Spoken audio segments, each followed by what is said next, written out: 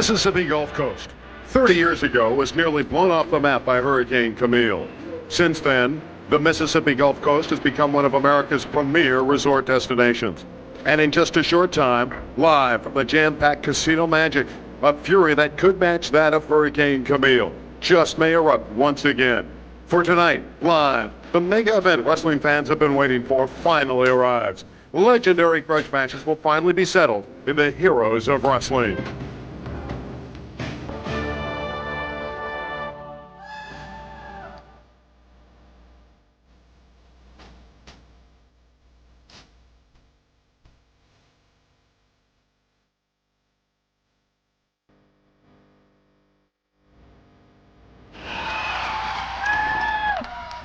Good evening, everyone, and welcome to the beautiful Casino Magic in Bay St. Louis, Mississippi, and welcome to a historic night, the Heroes of Wrestling. Are you ready for an explosive night of wrestling? Nothing like it, nothing ever. This is monumental stuff.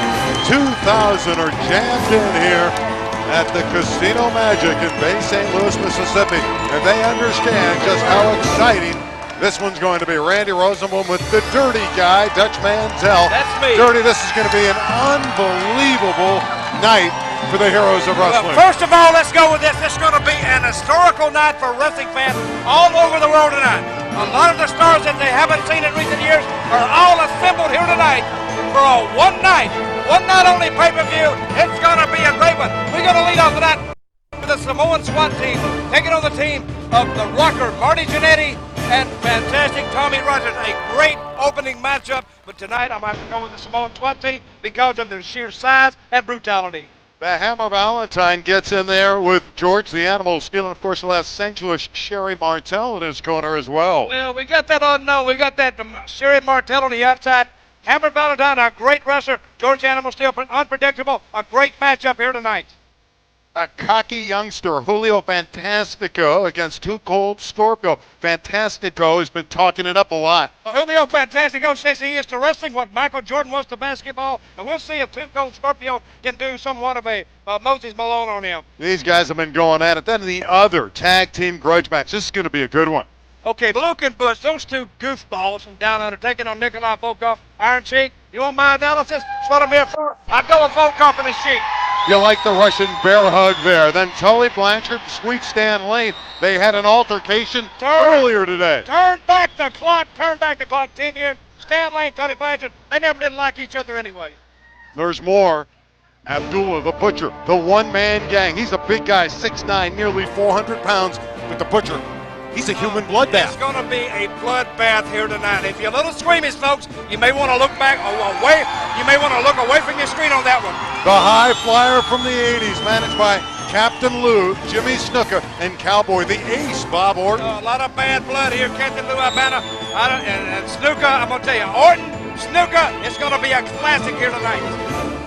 We're not done yet. Jake the Snake Roberts against the Anvil Neidhart, one of the strongest men in all of wrestling. Jake the Snake, undoubtedly one of the meanest, most evilest man in the world of professional wrestling, taking on Jim the Anvil Neidhart. I think I might have to go with Neidhart. And of course, the Snake's got that 14-foot python here tonight. Will he lay it out? We'll see. And of course, who's the baddest? Who's the biggest? The former Yokozuna and King Kong Bundy. That is our main event. We're about ready. Are you ready, Dutch? I'm ready. I want everybody else to be ready. Let's go to the square circle. And ladies and gentlemen, the PA welcome announcer. to Casino Magic, Bay St. Louis, Mississippi, where tonight legendary grudge matches will be settled once and for all. So throw down your toys and get out of the sandbox. Playtime's over, because tonight somebody's going to get their ass whooped tonight in here. Coming to the ring first, from the island of Samoa, accompanied with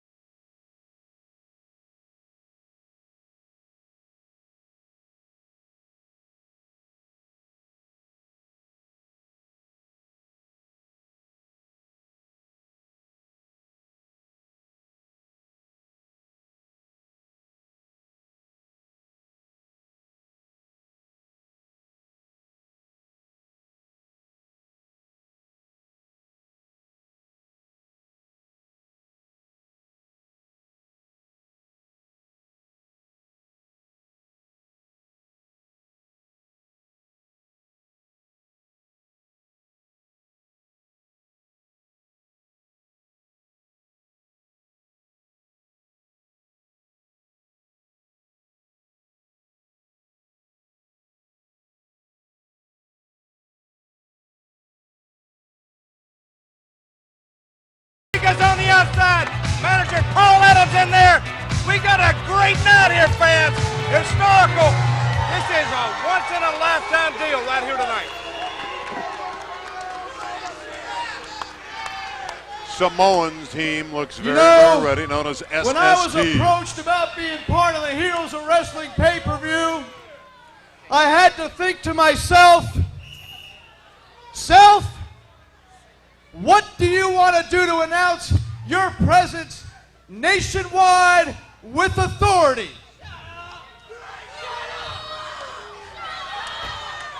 So I said to myself, Self, why don't you go directly to the top of the food chain, the SST, go to Biloxi, Mississippi for the Heroes of Wrestling.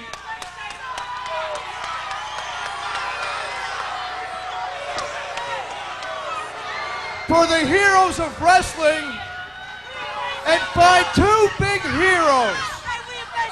So we've got Marty Jannetty, we've got Tommy Rogers, and basically here's how the deal's gonna go down. Since I understand perfectly well that wrestling fans, not only here in Biloxi, but around the world, have to come out and live vicariously through all their big hero wrestlers, because basically none of you have a pair big enough to get in here and fight and combat and take on two guys like this yourselves. I understand you'd have to drink about a 12-pack of liquid courage before you'd ever even entertain the idea of coming in here and fighting these two men. Not to mention Fans are myself. not happy about the fact that it's been announced that it's Biloxi. It's Bay St. Louis, Mississippi, and the fans are even more up in arms. Bring on down those two sacrificial lambs, and I'll let you introduce them, because quite frankly, I'm not going to waste my time mentioning their names again. They didn't like that. They didn't like that, but this man here, Paul Adams, speaks his mind. Rogers and Marty Jannetty. Okay, now let's see what's going to come down here. There you see the rocker Marty Jannetty, of course, longtime tag team partner Shawn Michaels, and fantastic Tommy Rogers, of course, a member of the fantastic team along with Jackie Bolton, both great teams. Here they make their way down the ramp right now. Fans, we're turning back the clock tonight, fans. We're turning it back 1987, 1988. That's why these men are called the Heroes of Wrestling. What you people see now, the WWF, you see WCW. These are the men in the ring right now who pioneered the way and made it all possible. I'm glad to call each and every one of these guys up here, one of my buddies. There's no question who are the crowd favorites. Fantastic Tommy Rogers and Marty Jannetty, and they look like they are in great shape. They have a tremendous battle on their hands with the Samoan SWAT team. Here's the Casino Magic here in Bay St. Louis. The Samoan SWAT team, they're going to have to put it together here because they've got a lot of size. We're talking a lot of trash out there, Dutch. These guys are going at it before we even start. A lot of smack going on. Well, if you want my opinion, Randy, you know, I was pretty nice to you doing the and that's unusual. Pre-show. But listen, I'm the expert out here. You're the straight man. You call the action, and I'll fill in the blanks. You got that? All right, I understand that, but I got to get my opinion across. Well, you get your opinion across, but it's going to be discounted because of my years in the business and of my years of knowing what these men can do in the ring here. Okay, here we go. Marty Jannetty starts for his team over there. Samu again alienating the crowd. They're certainly not trying to win any friends. And they're not doing a very good job of it. But let me tell you one thing, Randy. Fans don't win matches for you. This is Marty Jannetty. He's turned on the crowd. A lot of pride here, American pride, and a home crowd it's turned into for Jannetty and Fantastic Rogers. And Marty Jannetty's no dope. He's playing up the crowd right now. Well, he's trying to get the crowd behind him, but see, that's because he knows that he might get broke down like a 410 shotgun and breech loaded here by this Samoan SWAT team. Look at the power there. That's very Samu. good. Very and he good. says, very wait a minute, good. we're here too. Wait a minute, I can voice my opinion here like you can. I live in America. You know, I got a First Amendment right. I can talk if I so desire. So what these guys are doing, of course, is trying to play cat and mouse here. They're just trying to fill each other out. You know, you can go into the ring with a guy, and you can look at him and tell him if he, you know, you can tell if he's tired, if he's been up all night partying, if he's got a problem on his mind, or if he's ready to go. You can just look. You look in the guy's eyes. And Randy, I know you can't do that. No, you're right. To the untrained eye, you can't do that, but I can because of my years and years, of course, inside that ring. Fans are into it. A cross-section of fans to all ages are here to support the Heroes. Paul Adams on the outside with the Samoan SWAT team. You see, Hammering away is Samu. And look at Jannetty counter. It's coming back. And he takes him down. Oh, what a leg kick. And then he cuts him and throws him down. Good move. Good move. Good move. Fantastic. Tommy Rogers has the tag. Okay. What we're going to do, we're going to give Rogers and Jannetty, we'll give them like round one. We'll give them round one.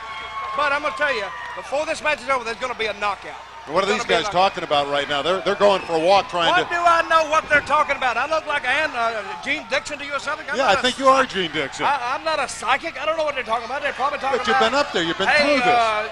You got the keys to the room or something? I don't know what they're talking about. Something. But don't you think, Randy Rosenblum, what they'd be talking about is what their next move is or what their strategy is going to be? You see, Jannetty and Rogers don't only have to contend with Paul Adams outside the ring, they also have to worry about Sika, one of the charter members of this group here. Sika. One of the original Wild Samoans is That's him. Sika. And this is a family deal. This has been passed Family down. pride. It's been passed down from grandfather to the son to the grandsons, and you know. There you see a good sign of Casino Magic here in Bay St. Louis, Mississippi. Great crowd on hand here tonight. Ooh! Oh! Hit his own cousin there. Look at that reversal and slam takedown by Jannetty. It's called an arm drag. Arm drag. Get it? Arm drag. But and he tags in his partner. Here comes fantastic Tommy Rogers. Look at there. That's great teamwork. It's illegal too, I might add. Now you look at Tommy Rogers. He looks in great shape. He is in great shape. He's about the size of Samu's leg. It's about what he's the size of. Now you talking about big. Later on the show, fans, if you tune in a little bit late, later on in the program tonight, we got some big bad dudes coming our way. We're talking about Yokozuna, the former Yokozuna. We're talking about King Kong Bundy. And also, we got some more big guys. We got one-man gang coming in here taking on Abdullah the Butcher. Fans, you know, I'm very excited about being here tonight. I think this concept is great. The heroes of wrestling. You know, just because you don't see these guys on WWF and WCW every week, they don't mean they don't have their fans and they don't have a place in wrestling, because these guys here are some of the all-time greats, just like an all-star game right here. Another great work ethic, team effort by Jannetty and Rogers. Now let me tell you also, you may not have thought about this, Randy, but you see, Rogers and Jannetty never were a regular tag team. That's right. They are bits and pieces of other tag teams, whereas the Samoan SWAT team, they're a regular team in their own right.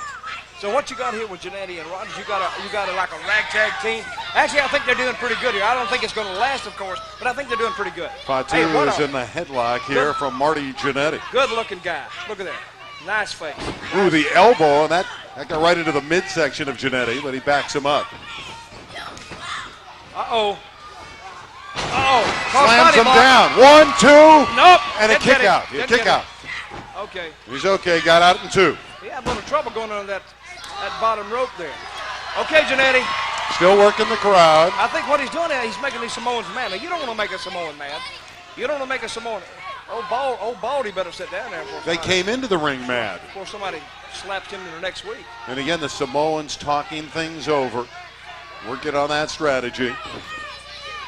Jannetty and Rogers have been more dominant here. They've outshined the Samoans to this point. Let's see what SST can do here after the strategical maneuver outside the squared circle. Daddy knows he's got to keep moving. Roger knows he's better keep moving. Hey, if these guys get them grounded, they're in bad trouble. Time they lay all these 300 pounds plus on you, brother, it takes a lot. High kick got him right in the back. That's a move. And a warning. That's a move that they perfected, and they know exactly what the other one's doing at any time. Oh! That sort of, that doesn't sort of make your night, does it? Oh, that ruins the night. Here we go. Roger's trying to get in. Pull his legs apart, too. Now the Samoan SWAT team, they go to work. Now they may take Marty Jannetty back to school right here. He has to get into the corner to get to fantastic Tommy Rogers. Fred Richards, the extra man of the ring, is our official. Well, he's got his hands full. He's trying to watch not just 4 guys. He's trying to watch 6 guys now, which becomes very difficult. I mean, I could do it, but you know, the regular guy would sort of upset the regular person. But I mean, I could do it. You'd probably have trouble with it. Samu hammering away. Oh, off the ropes and down. And that one stung, and Jannetty's in pain. You can see he's laboring. Now don't let him, if he gets trapped in that corner, he's in trouble. He gets trapped in there. It's 2-on-1 right here. All locked up. Fantastic Rogers on the other side trying to plead his case. Well, I'm going to tell you, he's having a little trouble breathing right now. And they cut off that oxygen to the brain. Of course, Jannetty, wait a minute. Here it comes. Here comes the chair. Here comes 5-2 with that chair. Oh, he got him in the back with the chair. Oh, that was obscene. 5-2 hit Jannetty right in the square of the back, and he's down and obviously shaken up. Well, I thought it was pretty good myself. I thought it was good teamwork. That may be good teamwork, but that's unethical. Well, you know, it's a wrestling ring, you know. I've seen Marty Jannetty pick up a chair and hit people with it. And if you were there, would you say the same thing? You know, wait a minute. Right in front of us. Hey, over here, close to our table. They're getting close to our table. I'm getting up. You better move, Randy. They'll kill you. We'll be okay. They've moved to the other side and down on the cement. There's carpet there, but underneath the carpet, Jannetty hit that, and there is cement. And again, the attention, there's fantastic Tommy Rogers not liking the way his partner's being thrown around. Now you watch the Samoans, they'll be like a pack of hyenas out here. They'll stalk and they'll back up and they'll draw off. They're trying to get to Jannetty. They know they got him hurt now. Now they're going to go to work on him. They're very methodical, very brutal. And I can see Sika right now. He's congratulating them on a good move. Oh! He went for it. That was about 350 pounds coming down off the ropes. He went for it. Let's see if he can make the tag here. He's got to make the tag. Let's see if he can make it to Rogers. He got it. He got the tag, and here comes fantastic Tommy Rogers. He comes out kicking. In for the ride. Off the ropes and the flying leg kick. And fantastic Tommy Rogers coming out, and there's a body slam, a power slam. He got under. Oh, a kick. He got under him there. Heads together. And the headbutts. That doesn't hurt him. All 3 of them colliding. Yeah, that doesn't hurt the Samoans. Hitting them in the head, that doesn't hurt them. Seemed like Tommy Rogers, after all these years, would know that. He ducks it. Wait a minute. Uh-oh. Takes them both down. Double DDT. Let's see if he can keep it rolling. These guys are big. Oh, that was a pretty double bulldog. deceptive. Double bulldog by Jannetty. Let's see if they can take it home now. Let's see if they can bring home the bacon. Drop kick drives him outside. The ropes comes 5-2. We see our ring announcer over the top. Over the ring ropes. Unbelievable. Jannetty hammering away. Working on 5-2. La Plancha over the top. Here we go. Wait a minute. Rogers is up. This could be it. Oh. Takes him down. Face buster. 1, 2, 3. It's got over. him. The Samoans I was right. I knew I was right for this job. My analysis proved true. Ladies and gentlemen, the winner of this contest, the Samoan SWAT team. Great. The Samoan SWAT team, very good win here on the first ever Heroes of Wrestling pay-per-view, and they can always put that on their resume. They beat Marty Jannetty, and they beat Tommy Rogers right here on the first ever Heroes of Wrestling pay-per-view. 5-2 and Samu the winners. There is the team that fell a little bit short. Fantastic Tommy Rogers on his back, and Marty Jannetty. Actually, Jannetty took most of the beating during this as we take a look at the replay of the finish of this one. Now, you don't have to be a brain-sized scientist to know what's coming next. You know, when you get picked up in this, you're going down. You're either going down for that Samoan drop or you're going down. He has altered it a little bit there. That is a face buster. In either case, it worked. The Samoan SWAT team victorious here tonight on Heroes of Wrestling over Tommy Rogers and Marty Jannetty. The Samoan drop puts away. Here's another. Fantastic Tommy Rogers. We're going to look at it one more time. Oh, we got another great angle here. Watch this spin. This is beautiful. This is textbook. Oh, brother, he jammed him. We're going to see it one more time. 1, 2, 3. That means Tommy Rogers actually got beat 3 times here tonight. Heroes of Wrestling, www.scoopswrestling.com or www.heroesofwrestling.com. We have a lot of great gear, hats of Heroes of Wrestling, memorabilia, shirts. You can pick up all the knowledge of the Heroes of Wrestling, www.scoopswrestling.com, or of course our own site, www.heroesofwrestling.com. Those hats and the shirts, they're unbelievable memorabilia. Oh, it's very nice stuff. There's Sherry Martel and George the Animal Steele. Of course, a lot of people are talking like they're doing more than just manager wrestling partnership. It could be a lot more than that. And based off what we saw in the pre-show, Dutch, they're awfully friendly. You know, I think you'd like to watch it. I think you'd like to go in people's bedrooms and look what they're doing, you know. Well, there's George the Animal still looking very comfortable. Of course, he's had some friendships with Elizabeth in the past. He tried to get to know Elizabeth. Now he's after Sherry Martel. For the time being, he's got Sherry in his corner, and they look to be very friendly. Well, they look like they're having a very good time, I might add. I think George the Animal Steele and Sherry, they make a nice couple. Well, Michael St. John had an opportunity to chat with both Steele and Sherry. Back in the dressing room area, I've got the opportunity. The world is abuzz, Sherry Martel, about your relationship with George the Animal Steele. You know, in the wrestling business, you get to the top by your body count. George the Animal Steele is the one man that is certifiably insane, and everybody's seen it. They know it for sure. But I have got an animal that would take anybody on and do whatever it takes to defeat them. So that means what I want, I get. Fight! Fight? Hey. You ready? Yeah. Come on. You Hey, go. wait, Fight. This way. Fight! No, this way. Look, this way. Come on. Nice! This way. Let's head to the ring. Very much, Michael, and let's go back into the ring. We're going to get the introductions of our next battle. Greg the Hammer Ladies and Valentine, gentlemen, of course, our George the next Animal match of the Steele. evening will be singles competition. First off, from Seattle, Washington, weighing in at 252 pounds, Greg the Hammer Valentine. Ah, there he comes. Greg the Hammer Valentine. You see Randy Rosenblum. That is your name, isn't it? It certainly is. Your name is Randy Rosenblum, of course. Greg the Hammer Valentine making his way to the ring. Here's a man who's had many battles all across the world. WWF, WCW, Mid-Atlantic, all over the world. Japan, Tours of Japan, everything. And he's the master of the figure four, regardless of what Ric Flair says. This Valentine is no sweetheart. He, of course, is a former tag team partner of Ric Flair. Brash. What you people need Unlimited to do is all capabilities. stand up and give me a standing ovation. Because I'm the greatest wrestling machine of all time. I'm the son of the legend Johnny Valentine and George the Animal Steele. They have been feuding for years and years. Well, my father is retired now. And I've taken over, and George Steele has the guts to still call himself a wrestler. Well, tonight it's going to be all over. It's all going to be all over for you, George Steele. You're going to lay down and die. I'm going to put the figure four leg lock on you. And Sherry, I'm going to walk out with you, baby. Oh. He made his intentions clear, didn't Yes, he? he did. It was very good. He wants more than just the gentlemen, match. He wants His Sherry. opponent comes to us from Detroit, Michigan, 289 pounds. He is accompanied with Sherry Martel. Ladies and gentlemen, please welcome George the Animal Steele.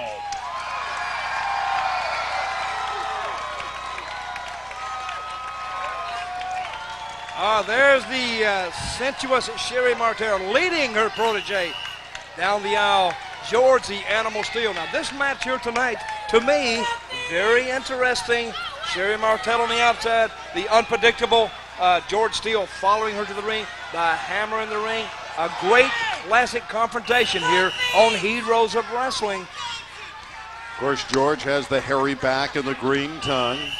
He loves to eat and tear apart the corner turnbuckle pads, but he wants a part of Valentine right now.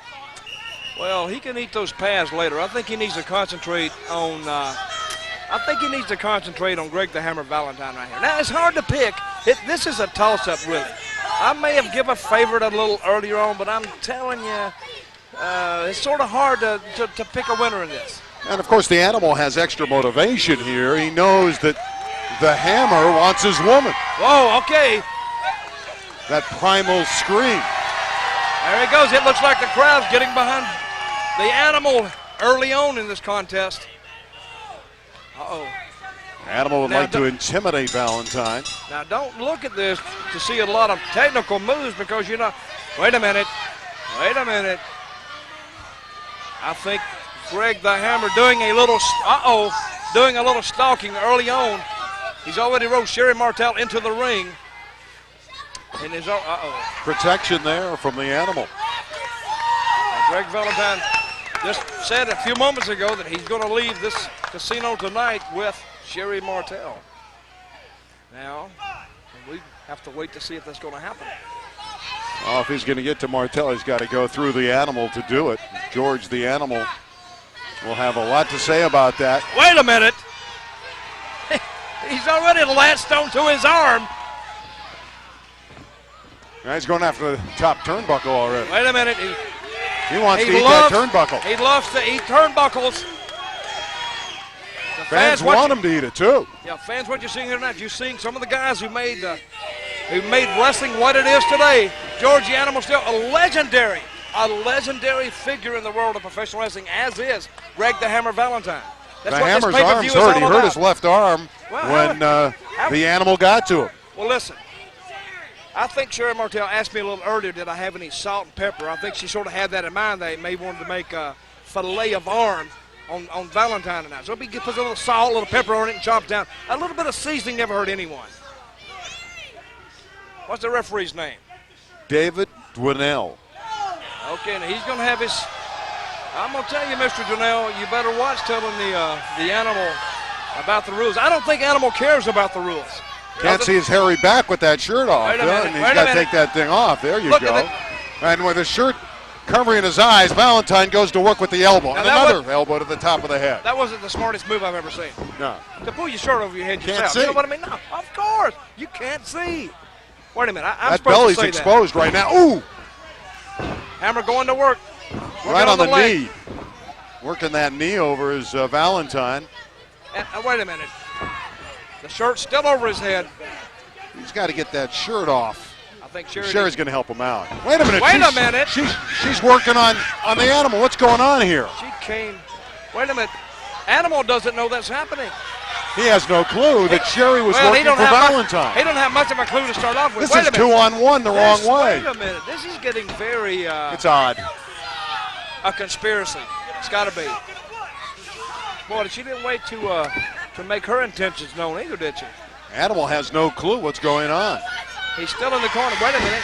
Look at that face. That's a face only an animal could love. And the fans getting a little upset. That shirt's got to come off. George's got to get it off. He's getting elbowed to death in that corner. And another one on top of the head. And another. Wait a minute. Referee pushing Greg the Hammer Valentine back. Sherry Martel pounding the mat, looking toward Greg Valentine. Wait a minute, it's off now. But he doesn't know what happened. He has no clue. He has no clue of what happened. And now Sherry's here. exhorting him on to come out of the corner. Wait a minute. Oh, wait a minute, he's digging for something. Wait a minute, he's got something. He's got something. Oh! What'd he poke him with? He got him right in the neck. It is an object of some type. I can't see what it is. Well, it looks like something long with some tape wrapped around it. Wait a minute, Sherry's there saying, wait a minute, Sherry hit it. He give it back to Sherry. He is still putting trust in the Sherry. Brother, you see how women are. Excuse me, Randy, you never had a woman. But you see how they are. You know, they'll turn on you in a I moment. ignored that comment, I want you to know. Sherry Martel now on the apron, exhorting the animal on, but it's the Hammer who's doing just that. He's working on the Animal Steel, who got him right. Well, you know, he got him to that sweet spot with that leg kick. Throws him right into the turnbuckle. Wait a minute. Now, you know, George, I think, is spending way too much time over there in the corner. Yeah, he's got to get on the Hammer. Wait a minute. Sherry gave him what Steele gave her. What the hell is going on here? Boy, I'm going to tell you what. Sherry walking around the ring telling everybody to shut up. I thought they were a love interest, and now she's turned against the Animal Steel. Well, that's where they are. That's where they are. You know, love I sort of enjoy. is very fickle. I sort of like the concept of it that they set George Steele up, but in another way, You got to feel bad for the animal. Well, wait a minute. There it is. He's got it in his That trunk. is the foreign object that's come into play very much in the Hammer Valentine George the Animal Steel match. And George Steele is trying to punch his way out of the corner. Sherry rolling into the ring. Sherry rolling into the ring, retrieving that object that Valentine had. I think it fell out of his trunks and he didn't know it. I saw him just reach down to grab it, but... Wait a minute, Sherry Martel, come over to talk wait to just a you. minute. I'm talking to her, just a minute. Dutch is already off headsets and he's talking with Sherry Martel. Dutch is very much involved with the match. Sherry Martel is hearing it from the crowd. They don't like the fact that she's going back and forth with these two guys. Well, they're rooting for animals. The cry here at Casino Magic Sherry just is gave him animal. Gave him the object back. And it fell down. Wait a minute. It fell. The animal's got it. He's got it up now. He's rolling out of the ring. I'd roll out of the ring too. Sherry's getting out of the way. I'm getting out. Hey, he's coming right toward our table now. Now, if he comes over here, I'm out of here, Randy. You're on your own, buddy. You know, wait a minute. Oh, Sherry doing a little comforting on George the Animal Steel now. Rubbing his head, caressing him, telling him, okay, baby. Oh! The chair.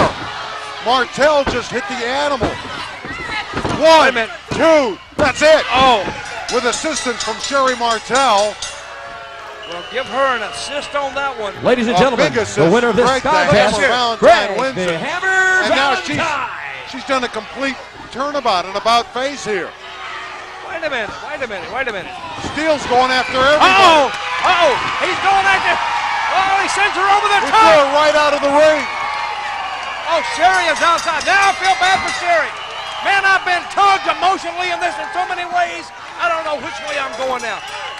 Greg Valentine trying to get her up the ramp. Look at that hairy back on that man going right up the ramp. There's going to be some repercussions from this one. The Hammer won the match, and he won over the girl. He is confused. He's completely He's out upset. of sorts. He needs counseling. He needs therapy. He has the fans on his side screaming, animal, animal. Well, I think they're saying more like animal, animal. That's the way they're saying it. Wait a minute. Look here. Oh, wait. Here come the chairs. Get out of the way. Get out of the way. I'm telling All you. the chairs are going into the ring. Bobby Knight made this in basketball a very famous act.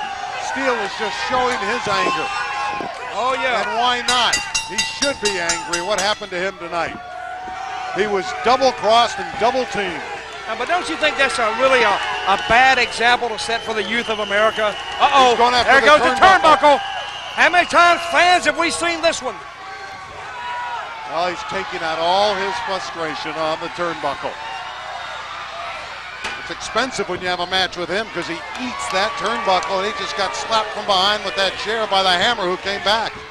Well, look at what George the Animal. Valentine came back down. Wait a minute. George the Animal Steel pursuing him back up the ramp. Now, if we can get a shot of the ring, look at what George the Animal Steel, he has wrecked our ring here tonight at Casino Magic. He has wrecked our ring here on Heroes of Wrestling, and now they're trying to clear it out. They're trying to get it out. Here we got the maintenance crews. Wait a minute. Okay, while they're cleaning this up, fans, let's take a look at this.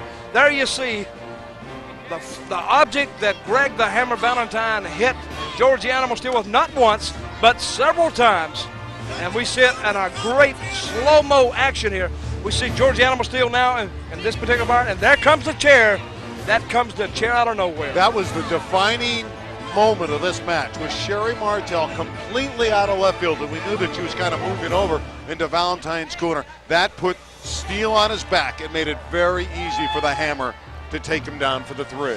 Well, what happened here, Sherry Martel was rubbing his head saying, okay, baby, everything's right. And now we see George Steele finally realize what's happening. He finally takes a little bit of a retaliation against Sherry.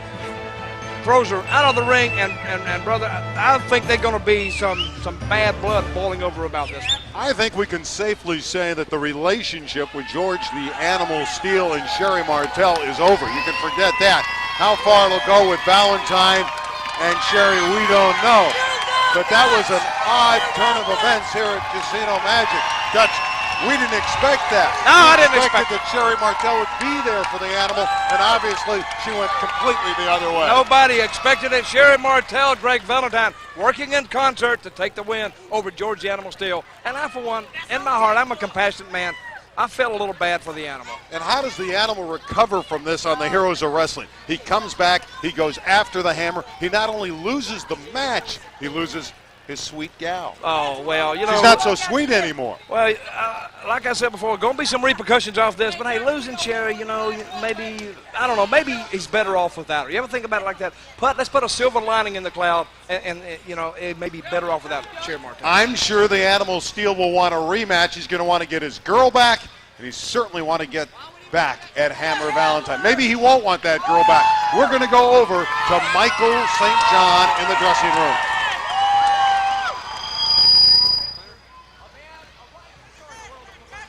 Julio Fantastico facing the challenge of his life tonight against Too Cold Scorpio, who's already said he's going to beat your tail. Let me tell you something. You have no clue that you are in the presence of greatness as we speak, okay? And Too Cold Scorpio, you're going down tonight because I am wrestling's greatest superstar, and I'm here to prove to the world why I deserve everything I get and why I am going to win every match I ever wrestle again. Well, tonight you'll have your opportunity because you're meeting probably one of the most talented athletes in all of professional wrestling today. You've got a lot to prove in that ring. Oh, I am the measuring stick, not him, you understand? I'm the reason why we're here tonight. I'm the reason you're here. I'm the reason you cheer, not Too Cold Scorpio. Too Cold Scorpio, he has made his name. He has been a champion. He's been a half of the World Tag Team Champions. He's a man that can take care of himself. I think you're underestimating what this man can do in the ring. I'm not underestimating anything. I'm telling you I'm confident. It's not conceit. And buddy, you're going down tonight because I am the best you've ever wrestled, man. Well, tonight we're going to see right here on the Heroes of Wrestling what Too Cold Scorpio and this man, Julio Fantastico, can do. Let's take these men to the ring right now. Ladies and gentlemen, our next match of the evening. From Tierra dos Lo Magnifico, weighing in at 221 pounds, Julio S. Fantastico. Here comes a very brash young man. He's only 27 years of age. He's an aerial wrestler. He's young. This is his first pay-per-view event, and he's very hungry. And he loves the ladies, too. He's a real playboy outside the ring, and he talks it up inside the ring. He's got an attitude. Well, this is my first look at Julio Fantastico, so I'm gonna withhold judgment on him till I see him. But he moves like he's in good shape. He moves like he's got the build, he's got the look. So I'm gonna withhold judgment on this. Let's get Too Cold Scorpio out here. Then I will give you my expert analysis, especially after the match is over. Athletic. There's no question. Ladies and gentlemen, his opponent, weighing in at 225 pounds, from Denver, Colorado, Too Cold Scorpio. Here is a very exciting wrestler, a high flyer. Maybe a wrestler that hasn't gotten his proper respect, deserves more notoriety. And tonight on Heroes of Wrestling, Too Cold Scorpio has a chance to knock down the brash youngster, the Latin Dragon, Julio Fantastico. Well, when you talk about pay-per-views now, you're talking about more than just a one-night wrestling show, say in Madison Square Garden. The whole world can see you here. So when you come out on a pay-per-view, you best put your best effort forward. or, you know, it can really knock you down. It can really hurt you later on in the future. Julio Fantastico, he didn't say it in his interview right before he came out here, but what he has said in the past, he is to wrestling what Michael Jordan was to basketball. So we'll see. He's not a superstar yet, but in his mind he is. So perception, in my opinion, perception is everything. Well, Scorpio's But the match is not over. perception is get the crowd behind him, and so far he's doing a good job. Of course, he's a wrestler that's toured in Japan and Mexico before coming to the States, and he knows how to work crowds. Well, I'll tell you, so do Riot Cops, too. They know how to work crowds, too. He better get in the ring and try to take out Fantastico here. Fantastico wants him right now, and Todd Taylor, the referee, trying to push him away. Well, I think it's a great night here so far, Randy Rosenbloom. We've seen a couple of very excellent matches so far. Casino Magic's to be congratulated for being the host of this event of Heroes of Wrestling here. And now we see Tuco, Scorpio, and I don't know how many times these guys have wrestled each other past, but I think there is some bad blood behind them. Wait a minute. We're being joined out here by the legend of legends, Randy Rosenbloom. I don't know if you know him, but the Captain Lou Albano has joined us out Captain here. Lou. Here he is. Captain, please be our guest. Step in here. Randy Rosenbloom. Captain, how are you? Come in and join us, Captain. There's Captain Lou Albano joining us. Okay, Randy, he's out here now. Say about him what you said a while ago. The Captain's here now. You said you have a very good personality and you've lost a lot of weight. You look great. Thank you very What about much. this? You got a brash youngster up there who says he's going to take down all these heroes of wrestling. Fantastico has no respect for any of these veterans. I've got to say, this introduction is unbelievable. I got it on, all right. Don't be moving the mic. This Julio, look at this Julio. Look at the Scorpio that he's with. Look at the talent they have here tonight. This is one of the greatest of all time, one of the greatest events of all time. Bill Stone Jr., you're outdoing yourself. I can't believe it. The heroes of wrestling, baby. You got Dutch Martel doing a great job. You're not doing a bad job either yourself, so we might give you a raise. But let's go from here. Well, thank you for the All compliment. right. You're down for an extra couple of grand a week, Dutch, because you're doing a terrific job. I appreciate that. All right. But see, you need to, Randy Rosenbloom, listen to this guy here. This guy's a walking encyclopedia on wrestling and wrestling history. And if you give him time, he can tell you exactly what these guys are thinking out here. I can do it. Lou can do it. And so we like all the fans to know. What are they thinking right now, Lou? Well, first of all, what they're thinking is they're both two very capable athletes. Who's quicker? Who can move around? Who can get behind a guy and take a guy to disadvantage and perhaps go for a quick pin? They both want to do it. You know, if you don't get out there and you don't win, you don't make the money. I mean, you make something, but you're not progressing your career. Now, Scorpio's a great athlete, but this Julio Sanchez, look at that. Look at that move. Oh, I used to do that when I was never, brother. Lou, I think you can still do it. I think you can still do it. Please. I was all right as a manager, but as a wrestler, I was uncoordinated. Dutch, you were one of the greats, but I don't consider myself that. I'm losing control here with you. Yeah, okay, go right ahead. Oh, that was beautiful. There it is. Look at look at the mobility and the leg what drop. a drop kick. And a reversal, he took him down. Look at that job Now, there. that was a drop kick, not a leg drop, but it was a drop kick. But it was very the drop good. kick turned him around. That was Turned him good around. stuff. Well, Lou, sort of give him a little bit of leeway here because he's sort of new to this and he's sort of a little bit of a rookie, guys but are he's not a bad guy. He's a little bit of a He smart doesn't butt seem sometimes. bad. He looks like he's got the brain of a dehydrated baby if they put it in a pigeon or pancake fly backwards, but he's not a bad guy. Yeah, Scorpio's got him by the hair right now. Oh, yeah. Oh, look at that move. Into the ropes. Oh, good. Whoa. How about the backflip? Wow. Wait a minute. Oh, look at that drop kick. That was a great drop kick by Scorpio. Whoa. Slams him down. Isn't this something? No count yet. Randy, I was talking. Lou, I want to ask you a question. Julio Fantastico says that he is to wrestling what Michael Jordan was to basketball. Now, I know he's sort of embellishing the thought, but do you think that possibly he looks pretty good? He looks pretty good. Do you think he can make that reality come true? Perhaps I got to say, Dutch, throughout a couple of years of experience, he'll keep progressing to that point. Right now, let's put him on 100%. I'd give him like an 80-85. He's a good wrestler with the potential, all right? But we'll see what happens in the future. He's also pretty good with the ladies. He says he's broken more hearts than bones. Well, they kind of like him. That's why I don't go near him. If I stand next to him, I look like a pit bull dog in heat, so I keep away from the guy. Off the ropes. Oh, and the elbow knocked down Scorpio, and that hurt him right on the chin. You laugh, Dutch. When I get up in the morning, look in the mirror, it takes me an hour to brush my teeth. You think it's easy going through life like this? Phew. Well, Julio Fantastico sort of turning this crowd here at the Casino Magic against him. But he don't care. Yeah, he don't no, care. no, See, no, you no. can't, Brash. that's what I'm trying to tell you, Randy Louis. Rosemond. You can't depend on these people out here. They like it, they don't like it. Course. If it affects your wrestling, then you're going to lose the match. Well, the girls may like him, but the fans here at Casino Magic do not like Well. Fantastico's actions. They're certainly rooting for Too Cold Scorpio. Isn't this Dutch? Oh, boy.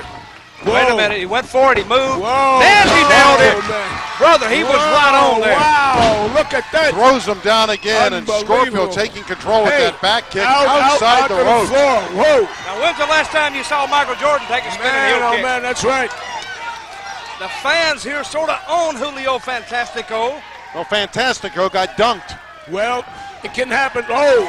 Over the Look top, at that. over the ropes. And he hit skinned the he hit cat. the steel barricade. He hit the steel barricade, Dutch. Did you see that? He drove it back about a foot or so. Now that's what you got to worry about when you Yeah, start yeah. doing all those moves Oh, over yeah. the top rope into this concrete floor. You see, Lou, I have a healthy respect for metal, and I have a healthy respect for concrete, and the farther I'm away from it, the better off Well, I'm you're an intelligent individual, Dutch, and you realize the dangers. This is like the lucha libre where they're flying all over each other. I mean, you got to be careful. A man could, you hear about all the injuries that happen. Well, this can certainly injure a man and keep permanently for life. So you got to, A terrible beating look at that taken shot. by the youngster. Brother, Too Cold Scorpio. And you're is doing a good lighting up job, brother. Julio You're doing a good job. Fantastico like a Roman candle. There you Wait a go. minute, over the top. over the top. He took the ride. Watch this. Wait a minute. Oh. He nails him off. Uh-oh. And there goes Scorpio That's not outside enough. the rings. Look at that, Oh, the flying oh, kick there, and oh. he's gone right under the Right cement onto goes the Scorpio. floor. Wait a minute, but That he's, hurts. He's not staying down. He is not staying down. Over the top. Wait a minute. This is tough. He's back, Back over up. the top. That's a tough maneuver to make. Oh, He calls it definitely. Skin the cat, he calls Here he it. comes. This is here it is. Look, look, look. Whoa! Oh, man, this is devastating. These More two time athletes outside the are ring raw. than in the ring. Boy, oh Lou, boy. Now, Lou, Yes, Dutch. we're going to call upon your years and years of wrestling experience. 48 years. You're standing outside the ring, and you see the guy weighs 230 pounds coming to jump over the top rope, and you know he wants to jump on top of you. What are you going to do, Lou? Run back to the dressing room. That's right. That's what the smart. Oh, wait a minute. Look at the Crowd now. oh, onto the concrete floor. I mean, are they There's no kidding? give in that floor. Wow. What a Wait a minute. pay They're back in the crowd now. what a pay-per-view Back in the event. crowd. Dutch, Wait a minute. this is great. I don't see much security back in there. I see No one security It's guy. tough for our I camera see guy to two. pick up the action.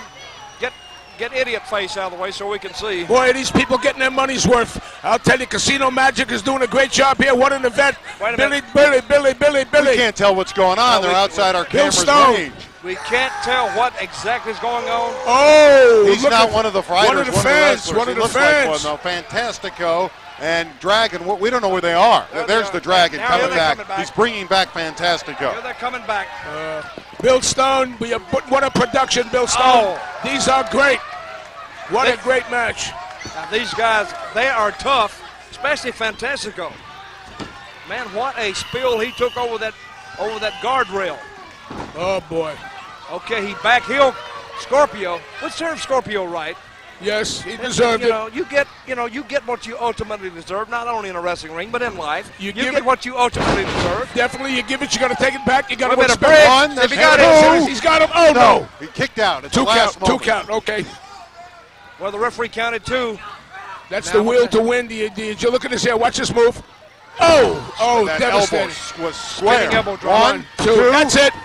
No. No, he got out. He escaped. No, I Oh, don't, boy.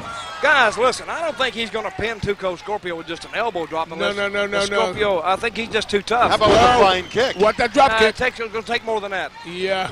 Maybe a suplex off the top rope or something. That may do it. These guys are Oh, These boy. guys are tough, and they've been through it before. Now look at there. George the Animal still left the mess out here. Yeah, Lou. well, he's not dealing He's a with a full pig. deck. He's Yes, a pig. He is. Just took the turnbuckle apart. Green tongue, he's Wait a living minute. loose. He went to slide out. Scorpio slides in. Wait a minute. What are they doing here? I don't know what they're doing What are they here. doing?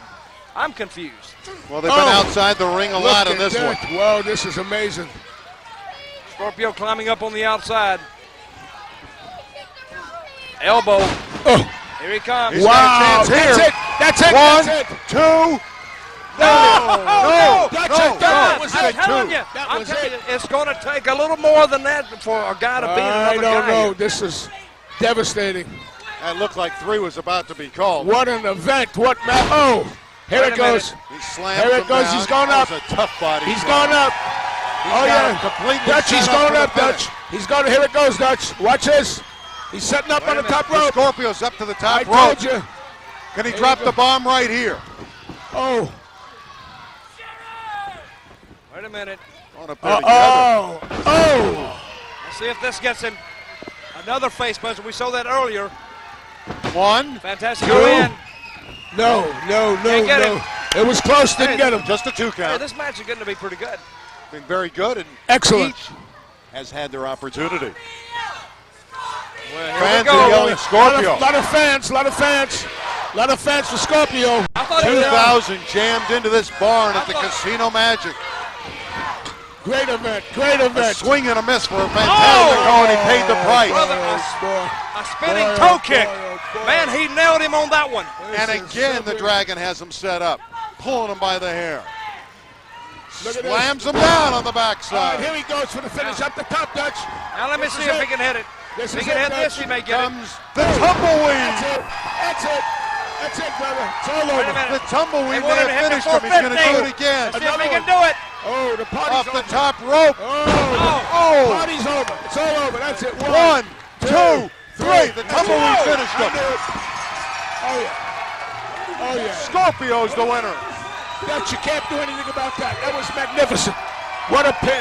Excellent match on part of Tuco Scorpio. Excellent match, really, by Julio Fantastico. He made a good show. Yes, He didn't win. yes. He didn't win. But guys, you can't win every night. I don't He's care got who some you are. talent, but you got to back it up with wins. Hold it. That's why I said in a couple of years, he'll be right up there on top. I gave him an 80%. Maybe I'll give him an 85. A couple of years, he'll be 100%er. Well, you know, you got to run your mouth. You got to believe you're the best when you go in the ring. Right. Otherwise, you're not going to be able to win. You got to have a lot of self-confidence. You actually got to be over the top in confidence. But Dutch Mantell, you got to be able to back it up and get W's. And Scorpio, when it was on Look at the this. line, it was Watch Scorpio this. that won. Watch this just a minute. Don't be talking too much. Just watch it. I got you there. Isn't that amazing? Let's go to All it right. again. He's coming off the top. Watch this Watch move it. right here. This is beautiful. Watch This this is move. textbook. A spin and just a drop right on the neck. Takes the win over Julio Fantastico. A 1, 2, 3. A great performance by both men here tonight on Heroes of Wrestling. They call that the tumbleweed, and it finished him off. This production, Bill Stone Productions, right here at Casino Magic, one of the greatest of all time. I've been involved for 48 years. I've never seen a production like this, Dutch. It's great. I feel so good and so elated. I have a release right here. Yes, and on this release, it says sir. Stone announces first Heroes of Wrestling Commissioner, 48-year veteran Captain Lou Albano takes the helm. Whoa! You're the commissioner of the Heroes of Wrestling.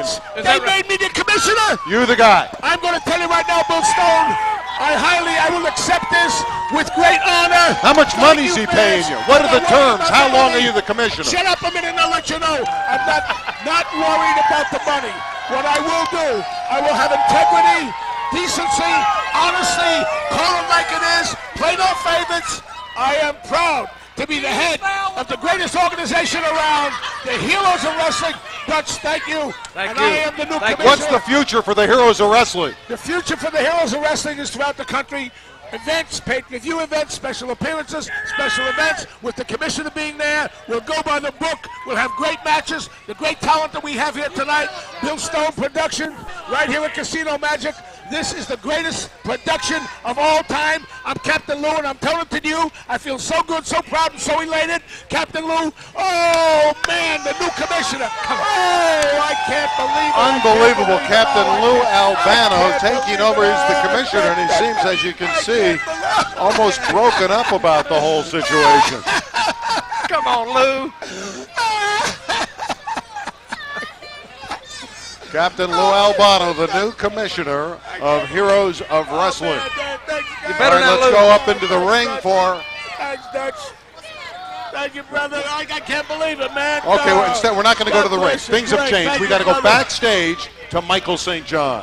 A wise choice for Commissioner and Captain Lou Albano. He's going to have his hands full. And one of the things he may have to intervene with is something that happened right before we went on the air today, in that two of the behemoths of professional wrestling and King Kong Bundy and Yokozuna got into it on this very spot. King Kong Bundy's interview was interrupted. I want to get King Kong Bundy in here right now because there's a lot of it. I don't know what made him choose that drunken old sod Albano to be commissioner, but I don't care about that. Porkazuna, I'm going to tell you something. I'm going to tell you something. Son, move in a little closer when you're interviewing me. I'm going to tell you something that hundreds and hundreds of other men have learned.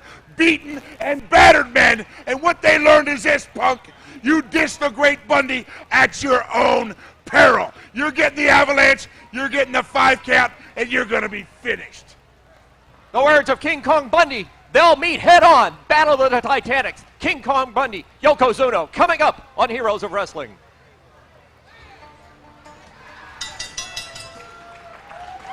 Ladies and gentlemen, our next contest is a tag team match featuring former WWF Tag Team Champions. First off, at a combined weight of 586 pounds, from Tehran, Iran, the Iron Sheik, and his partner, who is accompanied to the ring by Nikita Brezhnikov from Moscow, Russia. Please welcome Nikolai Volkov.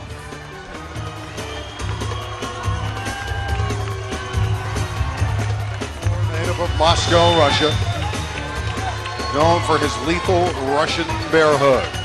Nikolai Volkov and the Iron Sheik in this tag team battle. There's the Iron Sheik. He'll challenge anybody. This guy's capable of picking up a pole and chasing anyone in attendance tonight, the Iron Sheik. Well, the Iron Sheik, I'm going to tell you, I've seen him beat guys up till the camels come home. We see right now accompanying the Iron Sheik and Nikolai Volkov, Nikita Brezhnikov. Is that Brezhnikov? Yeah, it's Brezhnikov. Brezhnikov. That's the new manager from the Soviet Union. That is the manager of Nikolai Volkov.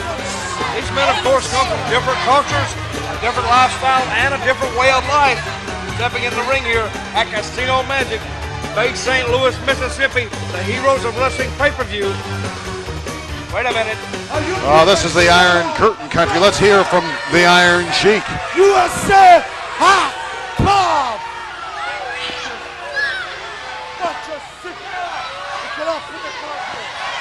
Nikolai Volkov now in the middle of the ring. Silence your goofs.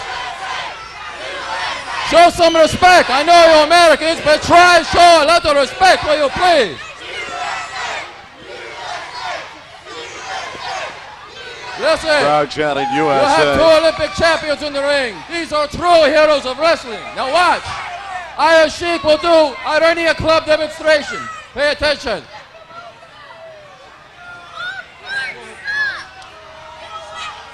I think they ask everybody to stand. Oh, he's doing the Russian national anthem. For the Russian national anthem. And the people here at Casino Magic, Bay St. Louis, Mississippi, I don't think they much appreciate this. You see the fans all around, even us, Randy, around here standing on their feet telling them to go back home. I thought the Cold War was over. It's very much alive here. These fans do not like hearing the Russian national anthem in the heart of Dixie. Not at all.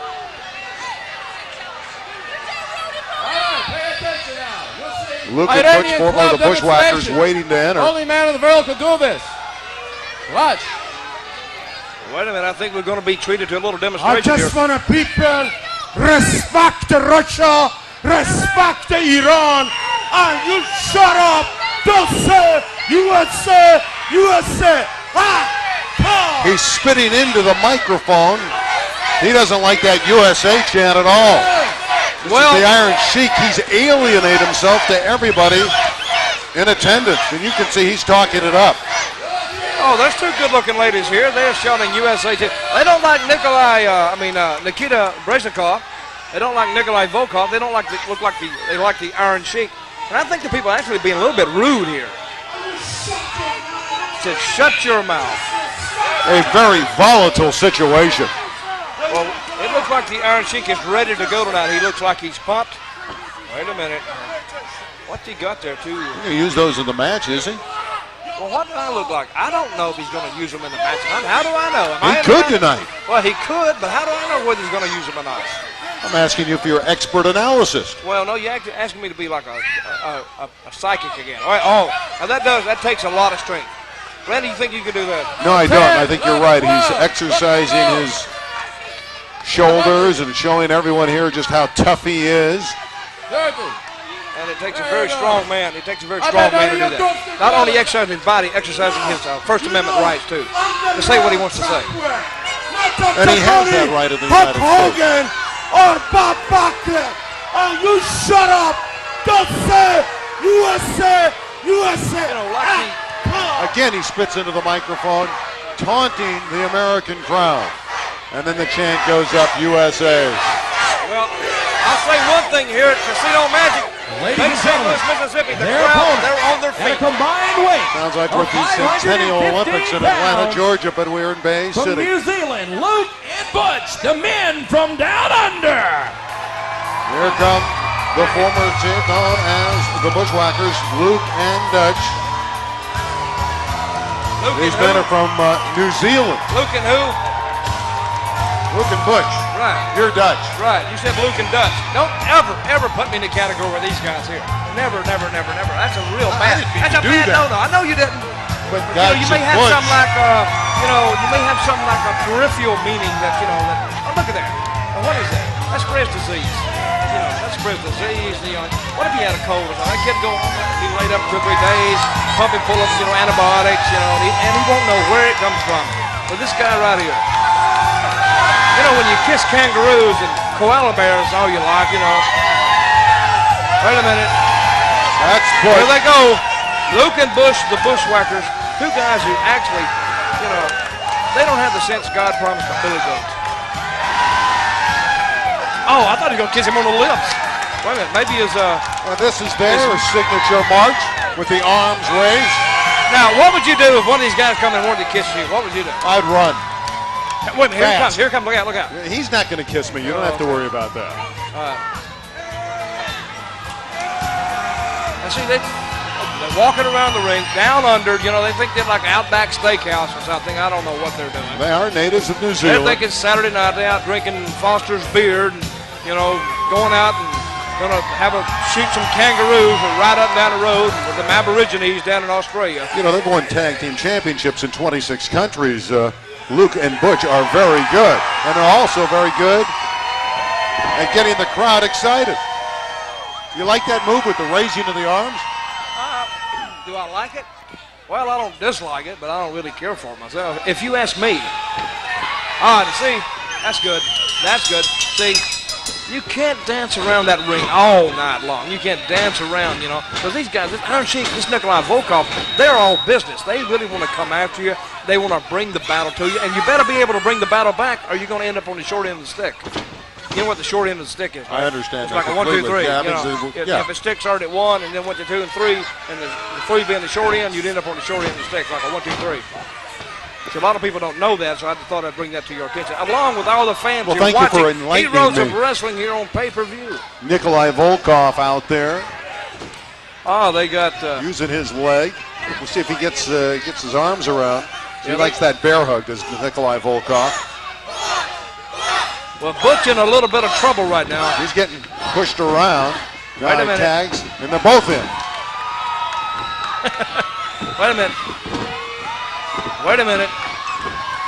They got Breznikov good too. They're all down. Now look at those Bushwhackers stomping away, still doing the dance. Luke and Butch, they are the fan favorites. The men from down under.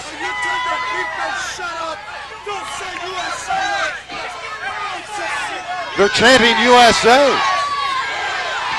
Well, The former Bushwhackers, the men from down under from New Zealand, are chanting USA. Well, I don't think that's quite necessary. I think the fans here in Casino Magic tonight at the Heroes of Wrestling, I think they should just sort of leave these guys alone for a while. But hey, they bought a ticket. They can do what they want. They can do what they want to do too. If it was me, I'd probably come out in the crowd and slap each and every one of them individually because they wouldn't holler at me. I'll tell you that right now. Wait a minute, the Sheik over here close to our.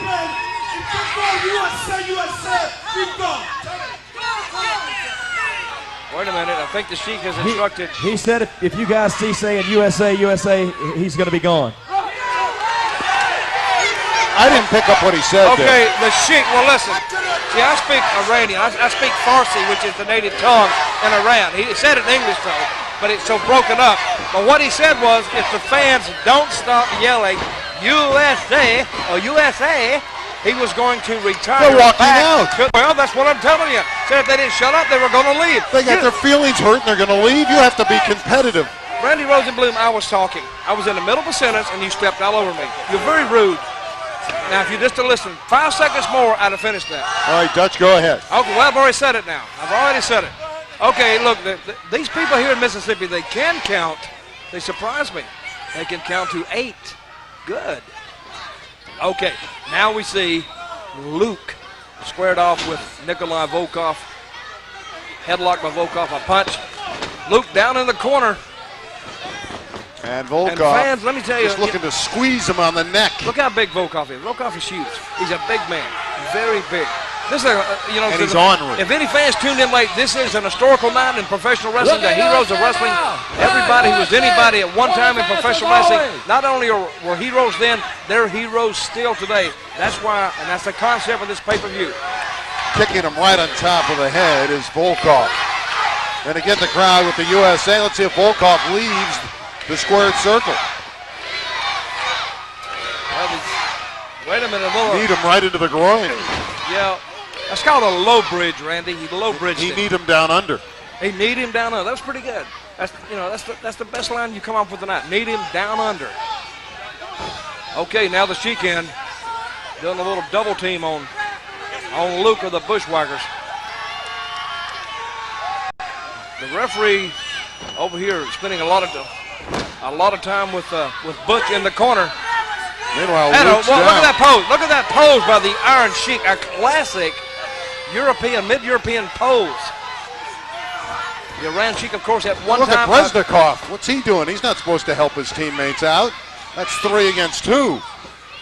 Well, there's a lot of things that happen in wrestling that shouldn't happen, but unfortunately, they do happen. That's why we go out there, and that's why we play the game. Luke is being worked over by Nikolai Volkov at this point in that headlock. A sellout crowd here tonight at the Casino Magic. Off the ropes. How many people you say here tonight? 2,500, 3,000? 2,500. Well, it's two capacity fans. Look at that. Panoramic view. Casino Magic, the entertainment and golf resort in Bay St. Louis, Mississippi. The Iron Sheik, former WWF champion, walking around the ring now, knowing that he has Luke in trouble, but he needs to go for a pin, I would imagine. Wouldn't you, Randy? Well, he has him at bay right now, the Iron Curtain tandem. A kick right to the middle of the chest to Luke by the Iron Sheik. Fans are yelling, Russia sucks at this point. Nikolai Volkov, once a member of a famous tag team, the Mongols, with Guido Mongol. What a vicious tag team that was. And the fans keeping up the chant, Russia sucks. Wait a minute, get him out of the ring. Right from the backside, that was illegal. Wait a minute, Breznikov is up now. Breznikov, I don't know what good he's going to do up there, but he's on the edge of the ring. Now taking him back in the corner. He takes the ride. Whoa. The Sheik just in the corner, spitting profusely. He looks like he's spitting on the fans at ringside. He's going to slam Luke. Oh, he takes it down. See if he can get him back up. He's playing with him. He's got that bear hug. He's going to dump him. A soft slam. 1, 2. Well, Butch is in. The referee's trying to put him back out. Now that gives the Iron Sheik and Volkov a little bit of time to work on this guy. Volkov. You see, nobody said that the Bushwhackers were the most intelligent wrestlers in the world. See, they're not exactly the Mensa members of wrestling. You're right. Volkov society. gets a breather, and the Iron Curtain is working over Luke. And again, the crowd But he's got him in that camel clutch right now. Butch is a pretty good cheerleader. And when he's pulling him back, he can't breathe, and he's got him almost subdued in that. He had to have a save. He had to have an assist from Butch back in the corner. A tag to Volkov. I hope the referee saw it. And I don't know if he saw it or not, but I think he's going to let it go. And a low bridge back to one of the Bushwhackers. Volkov having his way. Look at that big 15 or 16 shoe that Volkov wears, stomping away on one of the Bushwhackers. Wait a minute, both men down now. He needs to make that tag and see if he can make the tag. Going to get over there, and there's the tag. Butch is back in. And he's hammering away. Showing great speed with those shots. He has them both under control. And headbutts him. And there goes Bresnikov. And the men from down under have taken control. Well, the Bushwhackers sort of got it going their way right now. Let's see if they can finish him off, though. Let's see if they can finish him off. Both men down.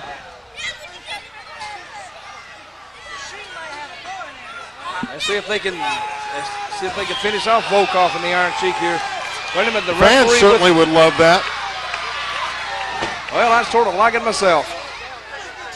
Wait a minute. It looks like a 2-on-1 situation now. That's exactly what we have at this stage. Wait a minute, he's giving him something. Oh, he gave him an object. There is a foreign object. Wait a minute. Wait a minute. That took down his partner from the Iron Curtain. 1, 2, 3, it's over. Bushwhackers. Oh, my goodness. Oh, this timing, blown assignment, Volkov and the Iron Sheik. And they blow the match, and the men from down under celebrate. Well, they're hugging everybody here in the Casino Magic Bay, St. Louis, Mississippi. Going all around the ring, giving everybody a big Australian hug, New Zealand hug. The men from down there, he's right in front of our broadcast booth right now. I hope he keeps going. Right in there, he's licking everybody's hat. And there's their signature march once again. It's ironic, they're from New Zealand, but the crowd, they've adopted them. And they keep chanting USA, and they know where the camera is. Right in the camera right now. There's Butch, he's a happy guy. Wait a minute. See what we got going on in the ring here. Iron Curtain back with the microphone. You're supposed to be. Well, these men aren't getting along in the ring here. Russia. We got a camera on. Why you at me? What? They may go at it. Uh-oh. Here they go. Volkov and the Iron Sheik about to go at it. Well, I guess Iron Sheik's blaming Volkov for the loss. Volkov don't want to be picked on. Now you've got Nikita Bresnikov, the newly appointed manager of Volkov, trying to get him. Oh, well. Well, the Russian bear hug here is a makeup. Well, that's the gentle hug. That's the gentle bear hug. Well, they've made friends with themselves, but there are no friends in the building. It's thumbs down from the fans here. They cheated. This tandem is not liked. Well, they made up sort of fast, don't you think? Maybe they've taken some. The Sheik here is going to take this one right in the head. Boom, right there. One headbutt to another. Oh. They're teammates, remember, and it was Volkov that takes the Sheik out. Wait a minute. Now you see a little teamwork of the Bushwhackers neutralizing Volkov, getting the pin on the Iron Sheik. A 1-2-3 here on Heroes of Wrestling. It was an easy pin after that missed timing. Let's go back to our note on the internet. www.scoopswrestling.com for all the information on wrestling. Any wrestling body. We also want to talk about www.heroesofwrestling.com where you can pick up all the wonderful merchandise. We have great hats, says Heroes of Wrestling on it. Tremendous shirts, beautiful material for you to pick up. There it is right on the internet. It will be great to have in your home or on your body.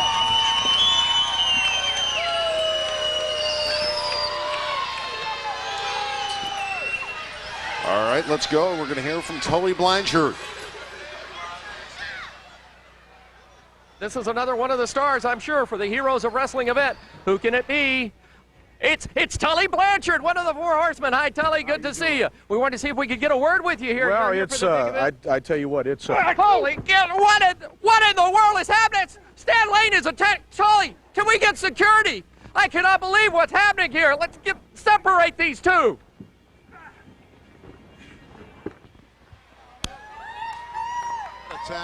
That attack was just not called for. Well, it may not have been called for, but it happened, so we're going to settle it tonight right in the ring. All right, the dramatic interview later followed. We got to hear from Tully Blanchard after he took that beating from Sweet Stan Lane. Yeah, let's listen to this. I have been in wrestling a long time, and I've been out of it a long time. And I came here and I agreed to do this thing, the Heroes of Wrestling, and was looking to have fun and, you know, have a good match with Stan Lane. I don't do this for a living anymore. This kind of stuff here is I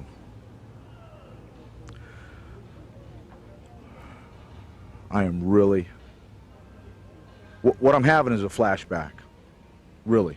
I mean, we're talking about the intensity that I had with Dusty Rhodes and Wahoo McDaniels and the Road Warriors and Demolition and Marty Jannetty and Shawn Michaels when they were just coming up with the WWF. We're talking about taking everything that you got, everything that you are, and bringing it and stirring it back up. You know, I've been gone and just subdued and low-key, low profile. But you know, Stan Lane, I'm going to tell you the truth. The only reason you ever became a world champion is because you were Bobby Eaton's partner and Jim Cornette standing in the corner, and you rode a tidal wave that you didn't build. Well, the Four Horsemen was a tidal wave that I helped build, and you're going to find out just exactly what a tidal wave is all about, because I'm going to tell you, Stan, 10 years is bubbled up inside me. 10 years all of a sudden at one time is bubbled up inside me, and everybody that's ever screwed me, anybody that's ever done me wrong, is all coming out. And Stan, the times and the feelings that I used to have for Dusty Rhodes have all just come to the surface. And the feelings that I used to have for people like Jim Herd and the people that signed the contracts with the WWF and WCW, it's all come to the surface. And I don't need to scream and holler anymore. I just got to look at my blood because you wanted to jam me in a trunk and make a name for yourself.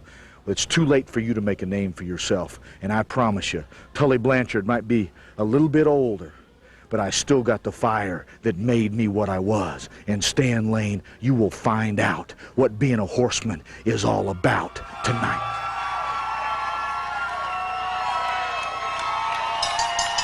Ladies and gentlemen, our next contest is a singles match.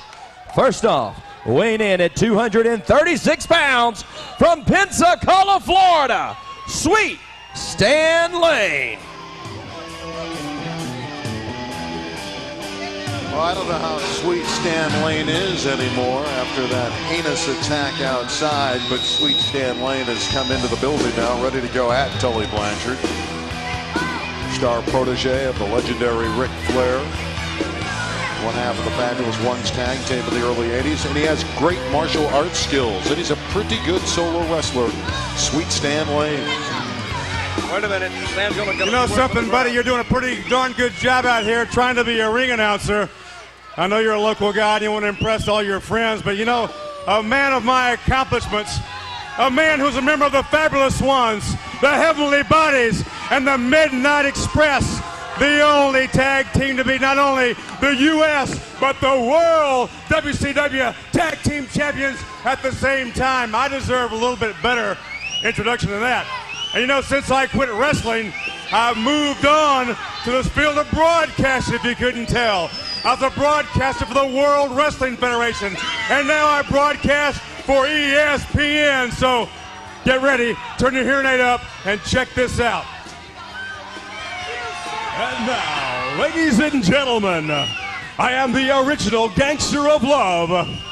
I tip the scales at 228 3/4 pounds. I am Sweet Stan Lane. Pretty good. Excellent. Eat your heart out, pal. Sounded just like Michael Buffer. I sound better than Michael Buffer. The women love this guy, Sweet Stan Lane, and the kids don't, apparently. Look at him, he's still cut, he's still in great shape. He's got guns, no question about it. Ladies and gentlemen, his opponent weighing in at 241 pounds from Charlotte, North Carolina, Tully Blanchard. Original member of the legendary Four Horsemen with Arn Anderson and Ric Flair. And a pretty nice entrance. He got the Tully big Blanchard. Tully Blanchard, of course. Look at Tully Blanchard. He has vengeance in his eyes. Mr. Four what happened to Horsemen. him earlier today. Brother, you don't look like a thoroughbred horse anymore. You look like a damn work mule. If you get in the ring, I'm going to ride you like Secretary. You know, this guy's preaching intense, and I'm on ESPN. You're a joke, Blanchard. Wait a minute, there's some bad blood.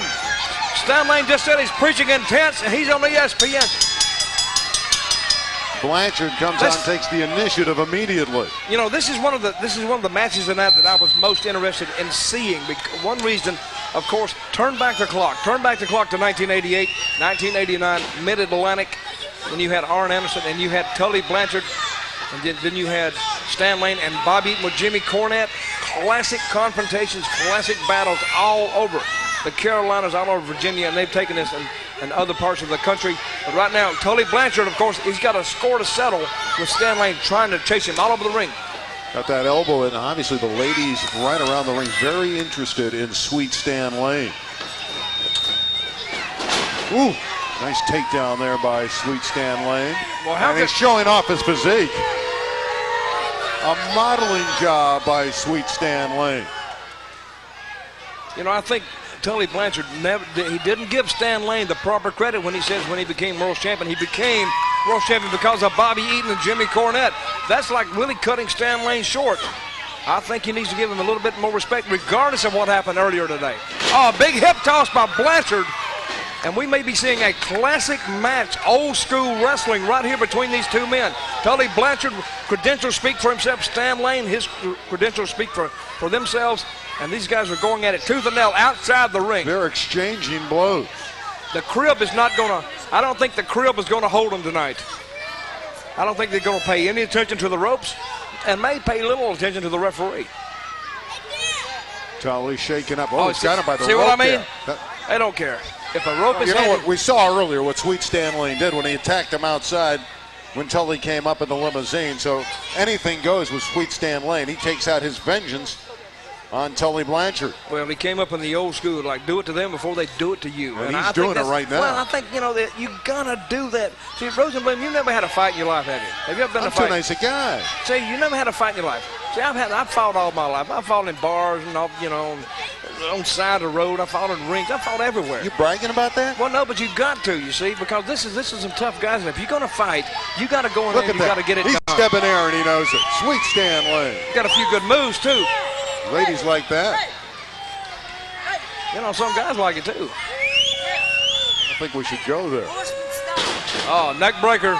A textbook neck breaker by Stan Lane. Just kicking out at the last moment was Tully Blanchard.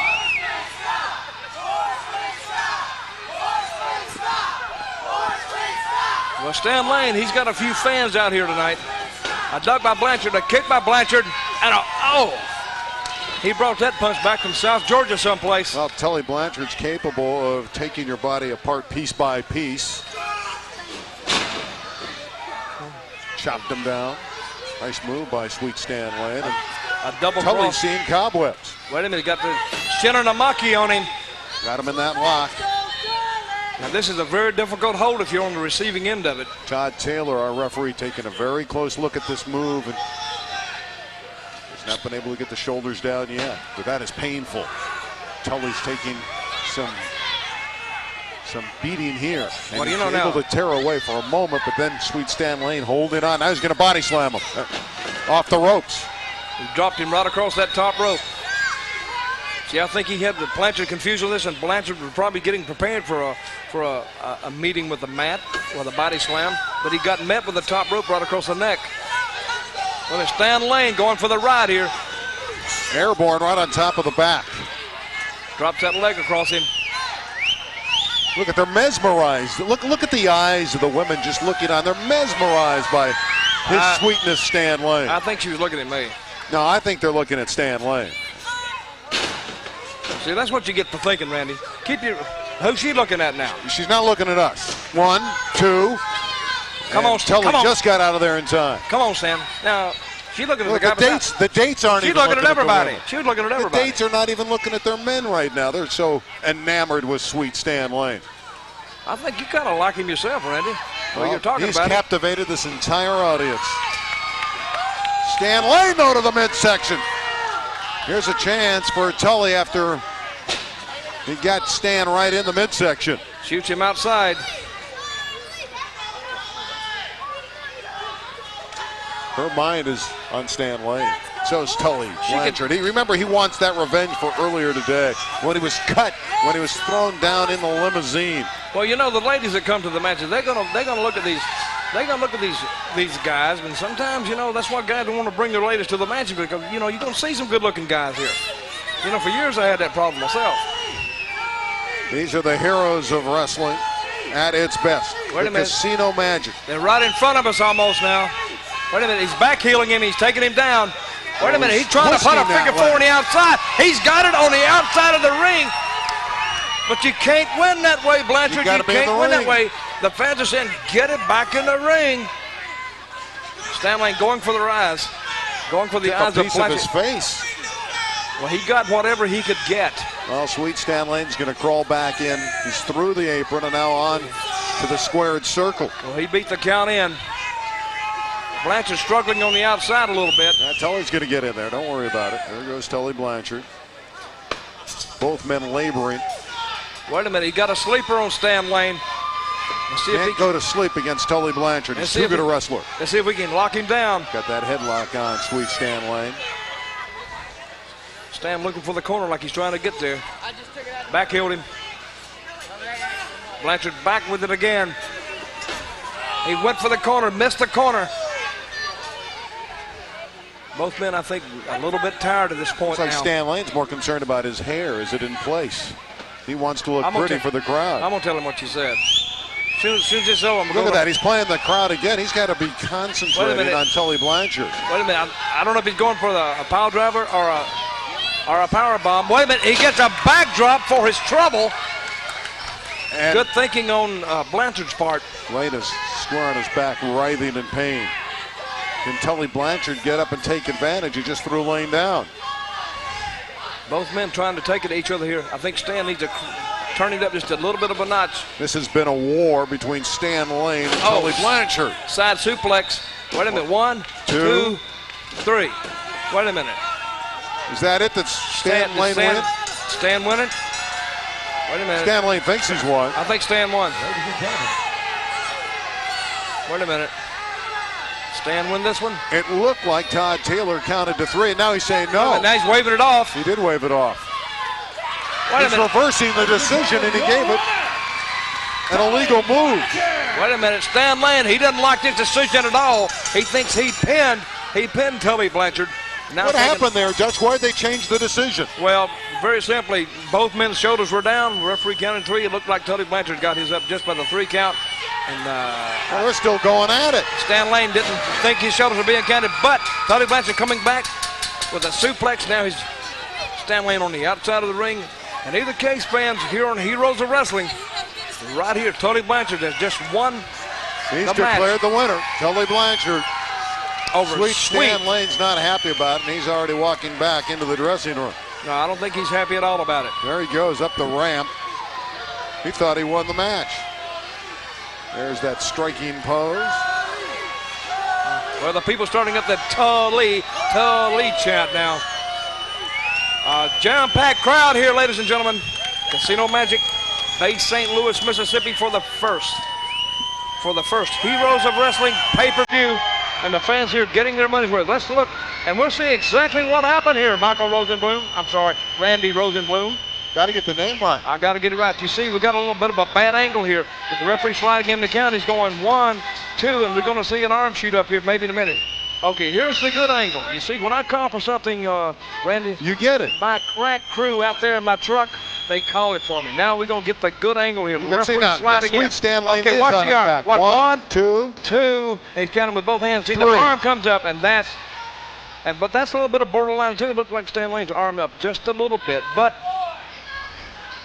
And after that, Stan, very disappointed, he very won the match. unhappy, very disgusted, shoves the referee out of the way, said, "You piece of garbage, get the hell out of my way. Let me take care of business here because I don't think this is over." The Midnight Express. A controversial call. Look at Tully's shoulders. He able to kick out, move out? He was. He is. He's okay. Clearly. That's why Tully won, because he was able to get his shoulder off the mat. Well, let's go over to Michael St. John.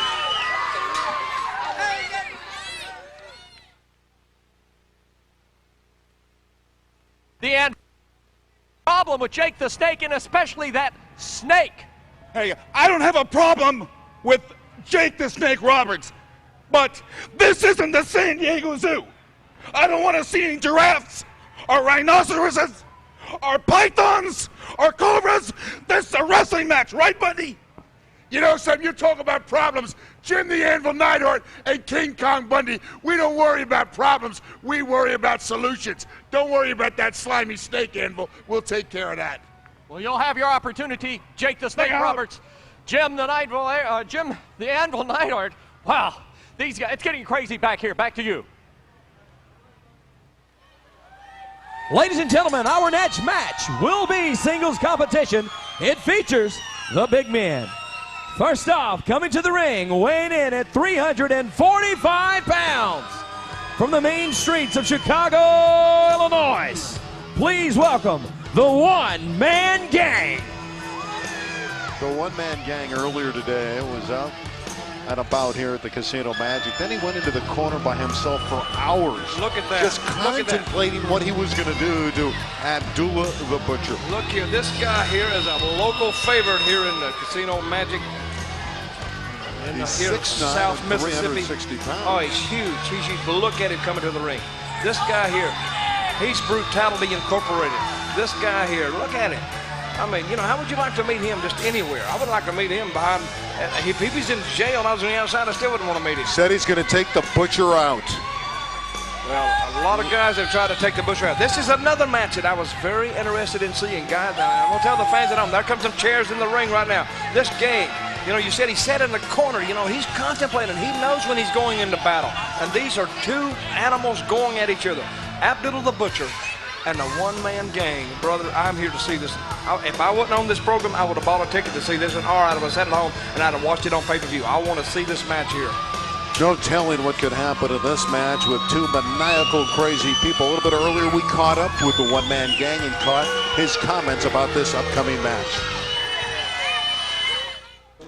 Abdullah the Butcher, the one-man gang is looking for you. No mercy will be given. And when it's all said and done, you, Abdullah, will be another victim. This is not going to be for the weak of heart or the weak of stomach, because I, the one-man gang, am taking you out once and for all.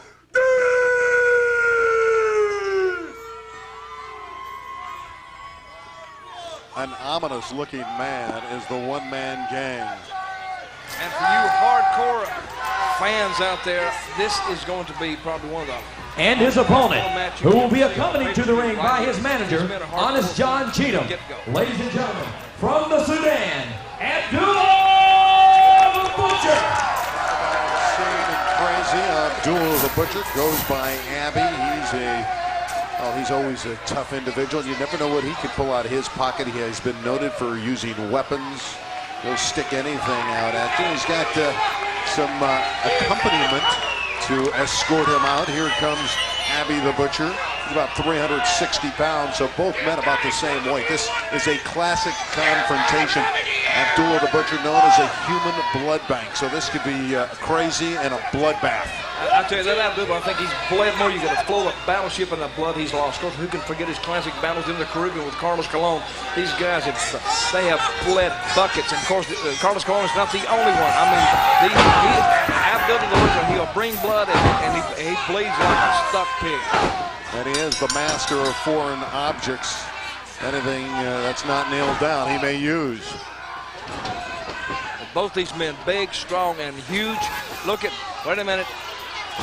Using that chain effectively as the one-man gang on Abby. And gang, he's not wasting any time in getting getting to Abdullah. He knows he's going to have to get on him early because Abdullah is a strong finisher. He's finished a lot of guys off.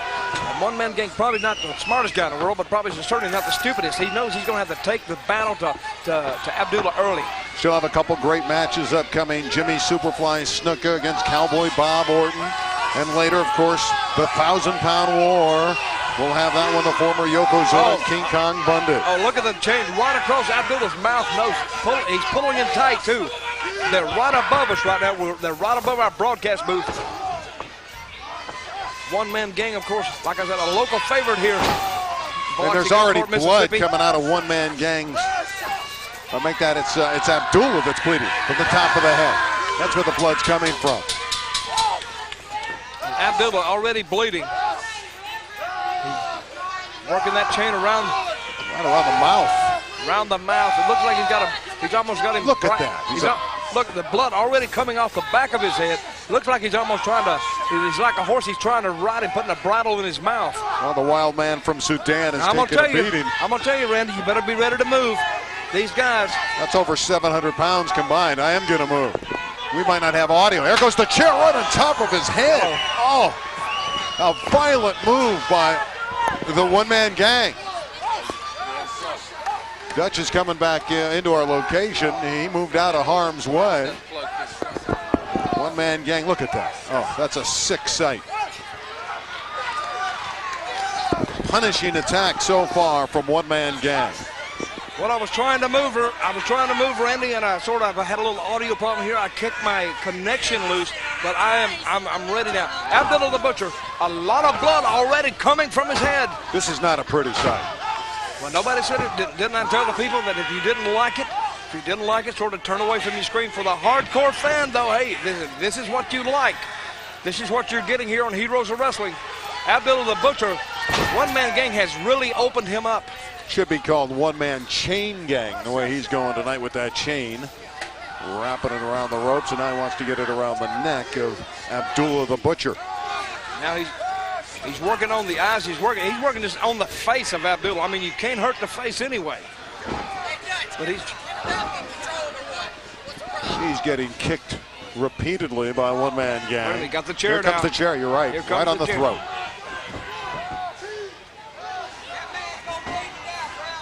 The referee was about to count out one-man gang for using the chair. So get that out of here. I'm going to disqualify you. That referee's not that stupid. That referee's not going to get that chair out of there. That chair should not be up there. Well, he's not going to count him out. Do you think that referee's that stupid? You know, he could wear that chair home for a necktie. Let him tell one-man gang he's going to disqualify. Well, the chain gang is working so far, right on top of the mouth. I don't know how he can breathe, Abby. See, these men agree that if any... How can he breathe? Well, I guess through his nose, I guess. I don't know, he's going to breathe the best way you can. Well, you breathe the best way you can get by in these battles like this. This has been a violent bloodbath so far, dominated by one-man gang. Well, it had to be awarded on points right now. You'd have to give it to one-man gang. One-man gang spraying perspiration right on top of the head, right where he's bleeding. He's going to take full advantage of that cut, his one-man gang. You see the skull and crossbones gracing one-man gang's outfit here tonight. He's going to sit on him on the ropes.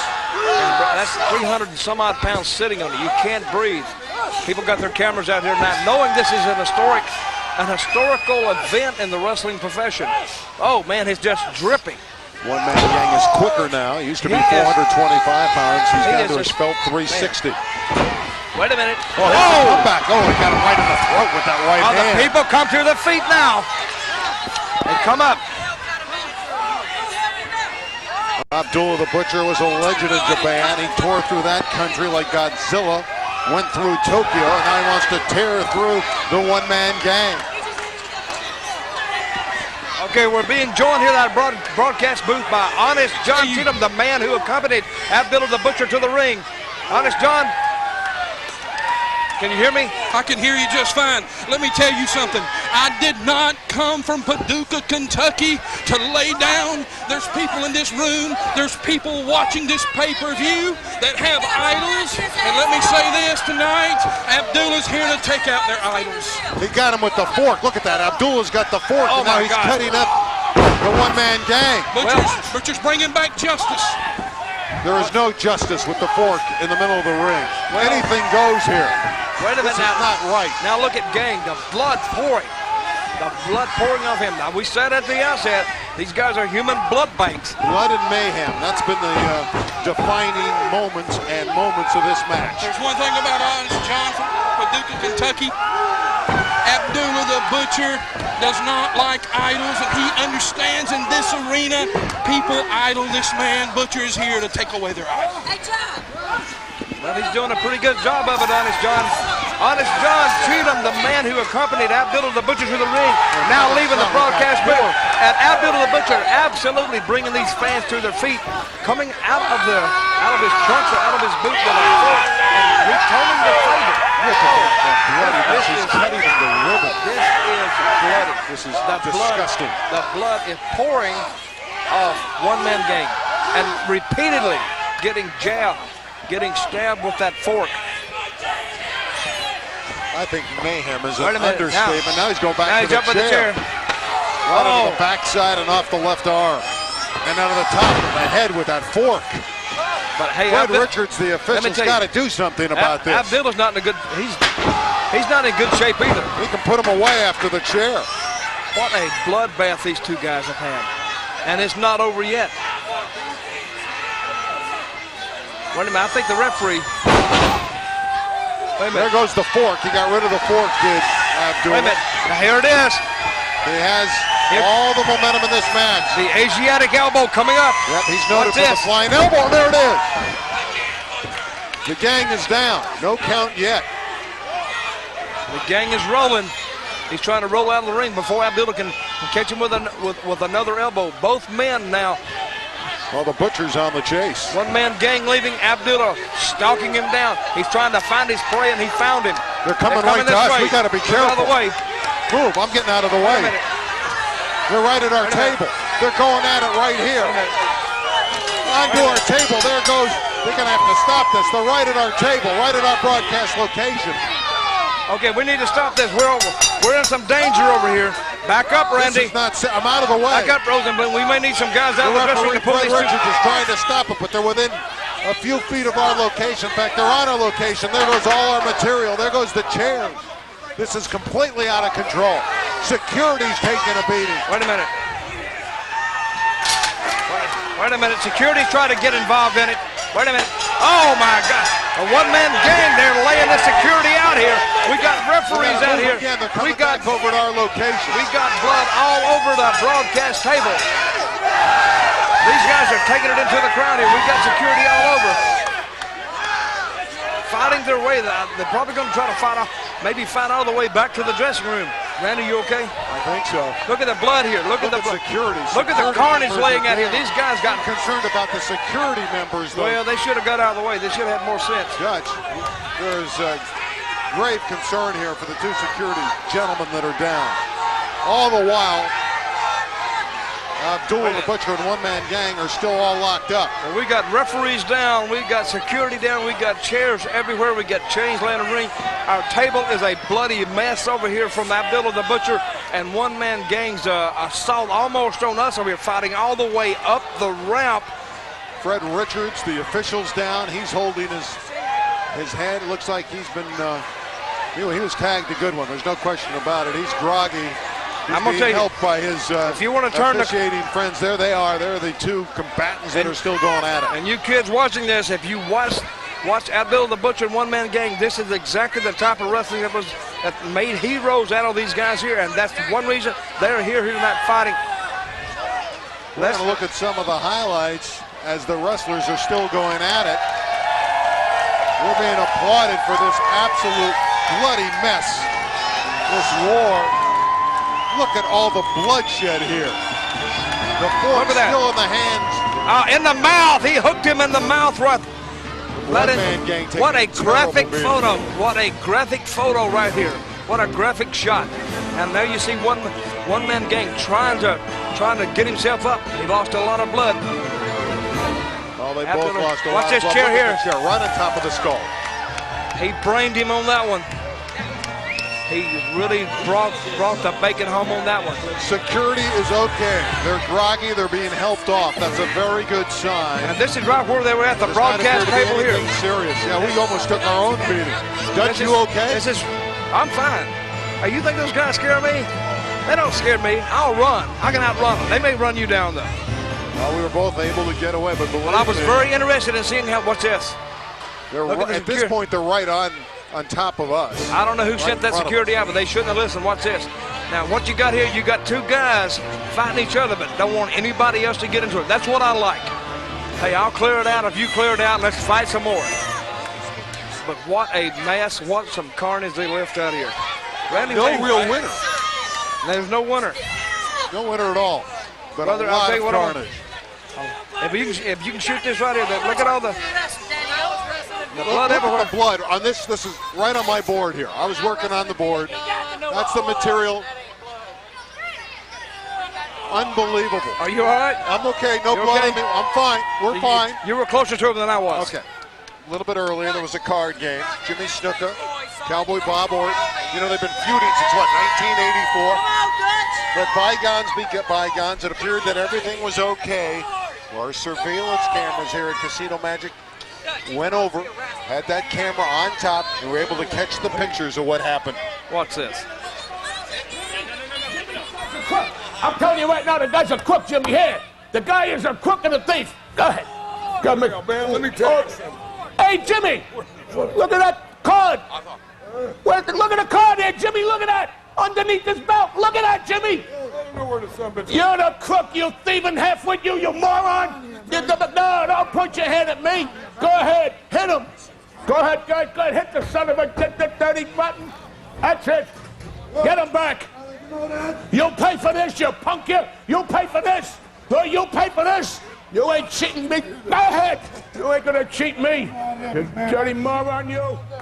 Superfly Jimmy Snuka gets his chance against Cowboy Bob Orton momentarily. Captain Lou Albano, the commissioner of Heroes of Wrestling, join us. Let's hear your comments. Well, first of all, I feel very honored to be the commissioner here, and I'm going to tell you right now, brothers and sisters, wrestling fans throughout the world, 48 years of experience, I will call it like I see it. There'll be no favorites, no partiality. I'll do what I got to do. But tonight, the main thing at hand is the main man, Jimmy Snuka, that flies off the top like a bird, baby, like a bee. Oh, unbelievable. He's up against Bob Orton, that's made some very derogatory remarks about us. He's a liar, he's a cheat, he's a sneak, and got the brain of a BB. And I want to tell you right now, Bob Orton, if you're watching this here, we're ready for you. We're prepared. My man can suplex from his knees, brother. He's so good, so fine. He's so sweet. This is the man of the hour, the man of the power. I'm Captain Lou, and I'm telling to you, look out, look out, look out, Bob Orton, because we're ready, baby. We're ready. The match coming up, Cowboy Bob Orton against Jimmy Superfly Snuka. Watch it, Snuka. Watch it, Snuka. Watch it, Snuka. We're coming, baby. We're coming. Obviously, after hearing that from Captain Lou and not much from Superfly Snuka, Cowboy Bob Orton would have a response. So we solicited the response from Cowboy Bob Orton. You know, here I go, trying to beat a man in an innocent game of cards. Albano, I don't know how you do it, man. Snuka, I know you ain't got the brains. But Albano, how you got that card, how you slipped that card in on me, I don't know, baby. And then stand up and accuse me, Cowboy Bob Orton, of cheating? No way, baby. But I'll tell you what you have done. You got the Cowboys' dander up.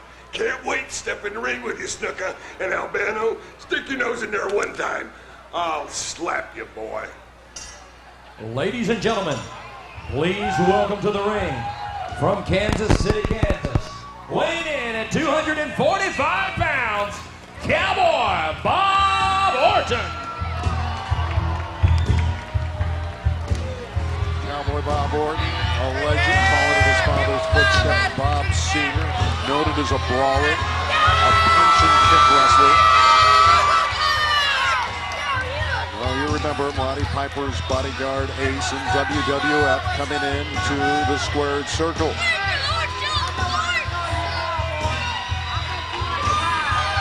This feud has been going on since 1984. They've fought all over the world, Madison Square Garden, Sports Arena in Los Angeles. Of course, the Garden in New York. Bob Orton, the Cowboy, Ace, him and Jimmy Superfly Snuka. Captain Lou Albano. He hails from the Fiji Islands, weighing in 235 pounds, Jimmy the Superfly Snuka.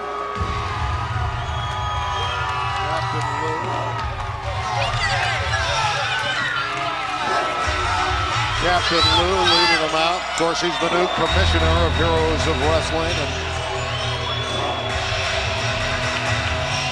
we understand that this will be the captain's final managerial performance. He knows he has to be impartial as the new commissioner, and right behind him is one of the real high flyers of the 80s. Best known for his Superfly leap off the top rope. He really perfected coming off the ropes. Jimmy Snuka. Snuka coming into the ring to meet up with Cowboy Bob Orton. They have been nemesis for a long time. We get back to 1984, and Captain Lou knowing this is it for him as a manager. We've been anticipating this one since the card game when we saw that video earlier, knowing that the feelings were running high. Superfly is the rallying call for the fans here at Casino Magic. I have a thought. It just occurred to me. I have a thought. Okay, Lou. I'm going to bring it We up. heard you, Lou. You have to be working on your match. Lou, go back there. You work on your match. He's coming over here. He wants to do the announcing. Well, he's the commissioner now, see? Yeah, he can do anything, Yeah, can't he can do anything he wants to do. But, you know, a thought just occurred to me. If he, being the commissioner, isn't this like a conflict of interest? Well, this is his last managerial job tonight. He's stepping down. You sure of that? Yes, we've been. Oh, who told you that? Yeah, we've gotten the confirmation. We do have confirmation. Yeah, we do have confirmation. Oh, I didn't see confirmation. Oh, Okay, anyway, let's go back to the match here. A classic match here. Jimmy Snuka, Cowboy Work Bob in the Orton. midsection immediately. And I don't think he was cheating at the card game, actually. I don't, whoop. The high flyer right off that rope again. We've seen that for so long. That's reversal. 1-2, near pin by Cowboy. I'm going to tell you, Cowboy Bob Orton, one of the most proficient technical wrestlers ever. Him and Greg Valentine are very proficient technical wrestlers. Bob Orton, of course, a second-generation wrestler. Bob Orton Sr., of course, being his father. And Bob Orton Jr., of course, named after him. Captain Lou giving Superfly some guidance outside the ring. I'm going to tell you, Randy, we have turned the clock back tonight. We have turned the clock back tonight. Nostalgia is in. Wait a minute, an elbow right to the forehead of the Superfly. You can hardly watch that young man. Of course, it was violent with the last match with Abdullah the Butcher and one-man gang. The camera following Jimmy Snuka closely around the ring. Bob Orton, he doesn't miss. See, one thing about it, if you really know what you're looking for and you watch Bob Orton, you'll notice there's not any wasted moves in his action. Every move has a purpose and it means something. He doesn't spend any extra energy that he doesn't need to spend.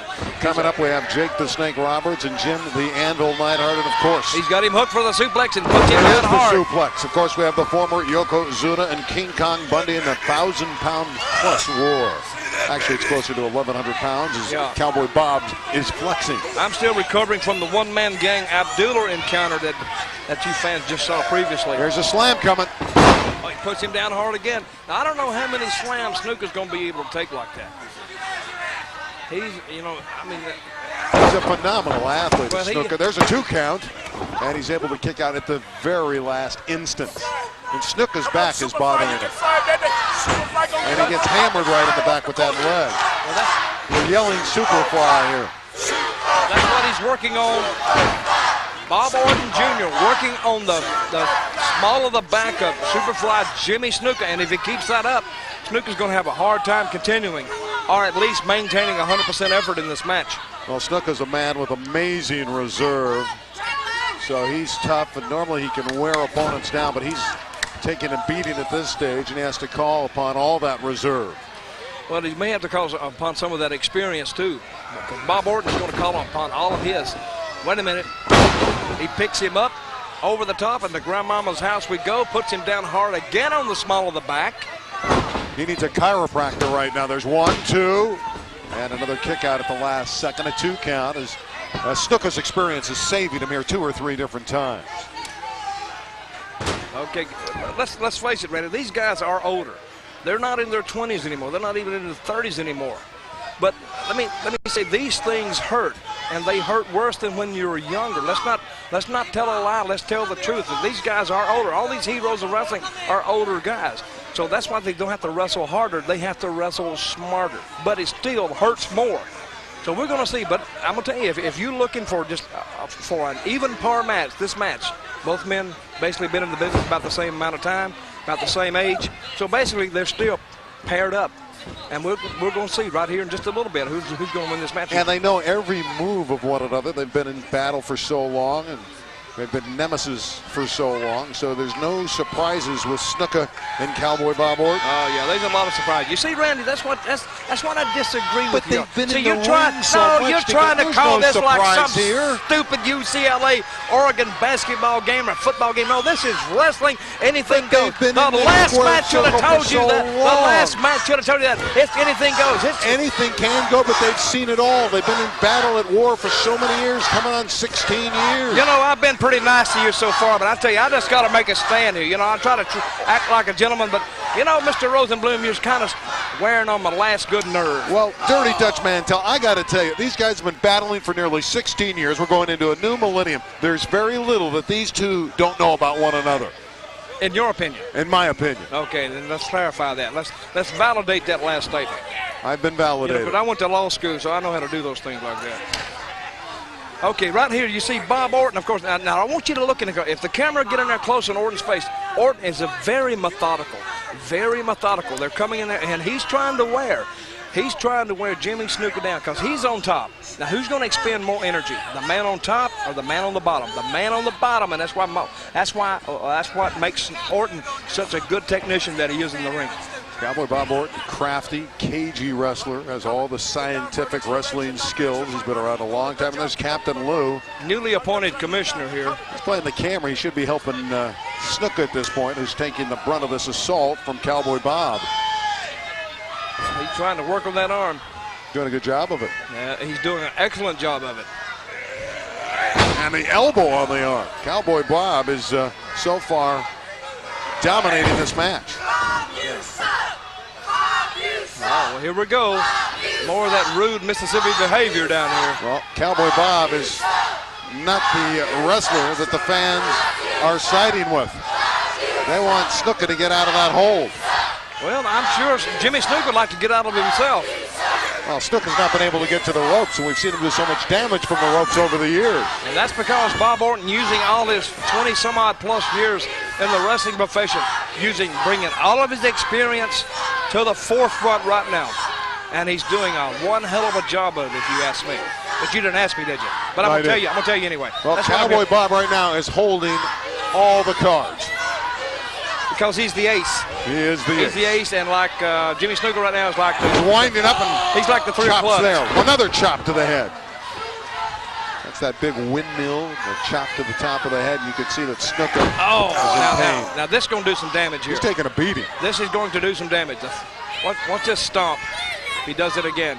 Captain Lou, he's not doing much there as the manager. He's walking away in the background.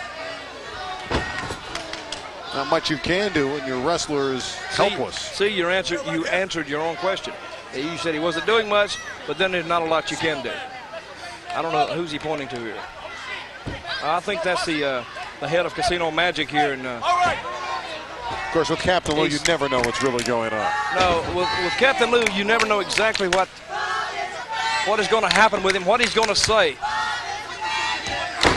But Bob Orton right now dominating Jimmy Superfly Snuka on the first ever Heroes of Wrestling pay-per-view. I hope he doesn't start paying too much attention to these people. Snuka writhing in pain. Because that is kind of rude to talk to somebody about somebody's sexual orientation. I would agree with that. Using those knuckles into the face. And Snooker's taking all the shots. And now Cowboy Bob wants some of the fans here in Mississippi at Casino Magic. He feels he's got Snooker at bay, so he's going after some of the fans, and now the official he's telling off. You see those guys out there, you couldn't melt and pour them in a ring with Cowboy Bob Orton. Well, he has to pay attention to Snooker because Snooker's starting to get back up.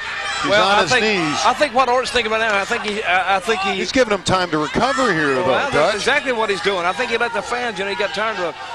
You got to put the man down when you have a chance. Now these guys don't wrestle every day anymore. They don't wrestle like 30 days a month. Loading up on him.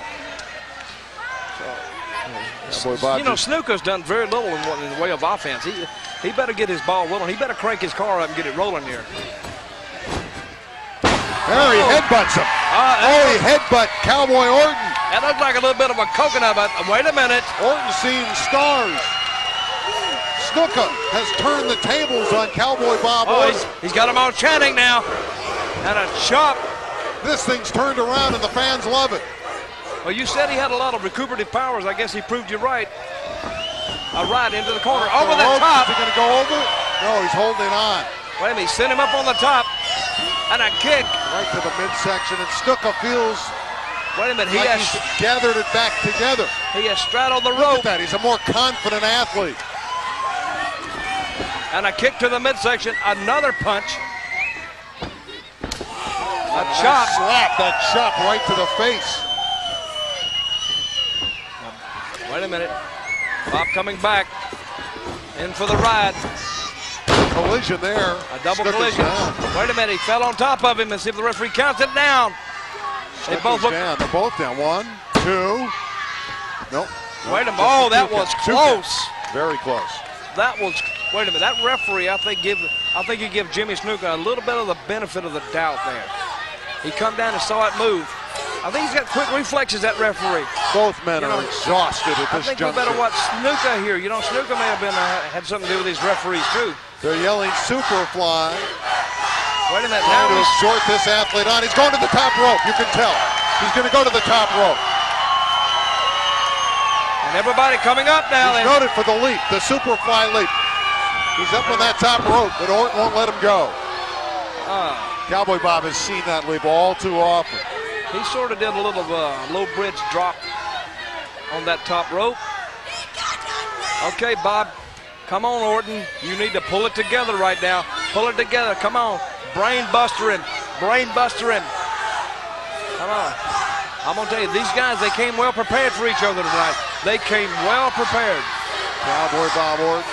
You're watching, telling the fans that he's going to take Snuka out. And when you watch Cowboy Bob Orton, you're watching a master at work. A master. Let's see if he can. Wait a minute. What's Lou doing? Lou held the ankles.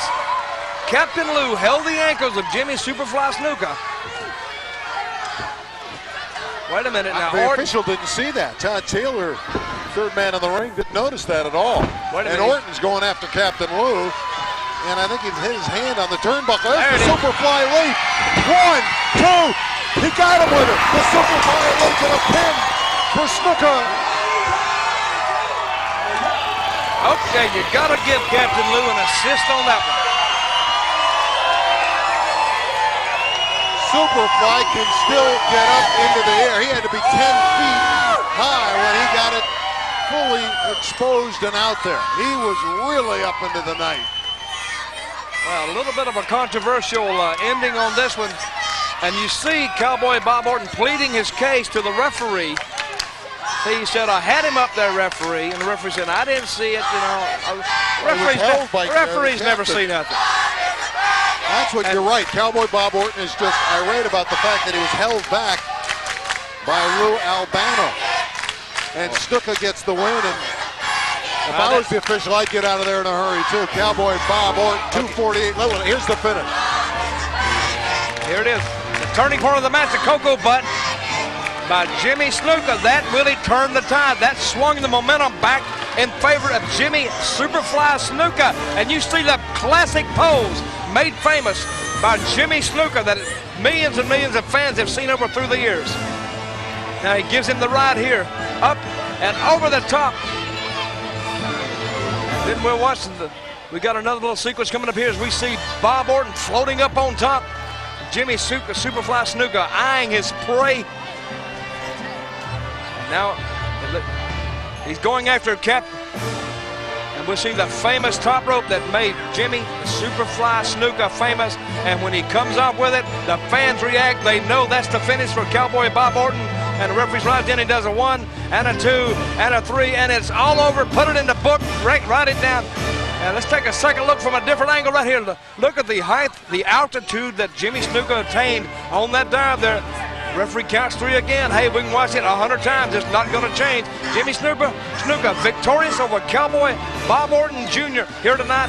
Pay-per-view Heroes of Wrestling. And a disconsolate Cowboy Bob Orton in disbelief that he was held back by manager Lou Albano, and that gave Jimmy Superfly Snuka an opportunity. He came down with the flying leap to close out Cowboy Bob Orton.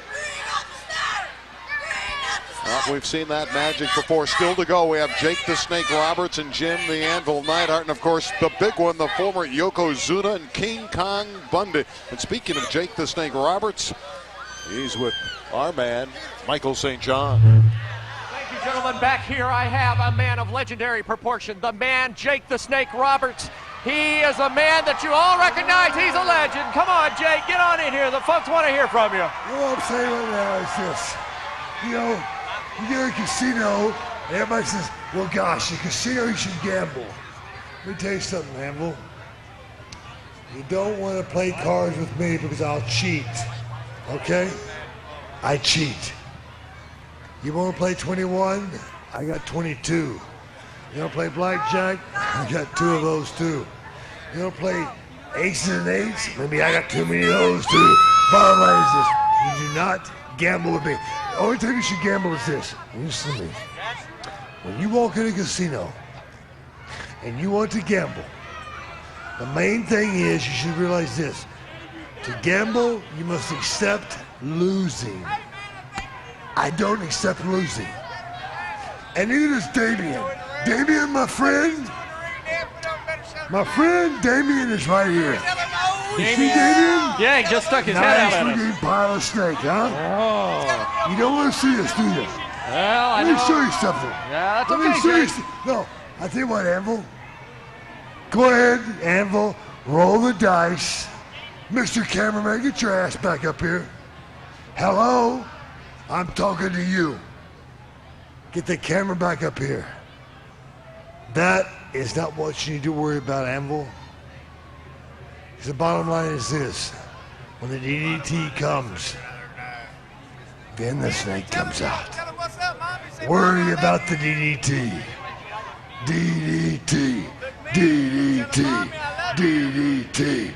DDT. DDT. DDT. DDT. Think about it. A man of his word, Jake the Snake Roberts. Back to ringside. Ladies and gentlemen, our next match of the evening will be singles competition. First off, coming to the ring from Reno, Nevada, he weighs in at 256 pounds, Jim the Anvil Neidhart.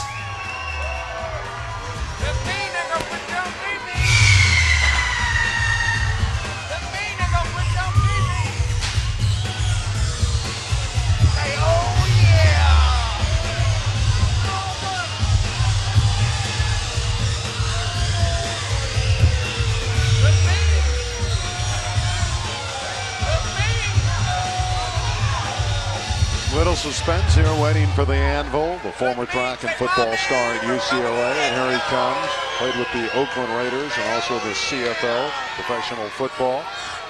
One of the most powerful men in wrestling. This guy is known for his thunderous power slams. Big, strong man. Played a lot of professional sports. Football player, track star, just like you said.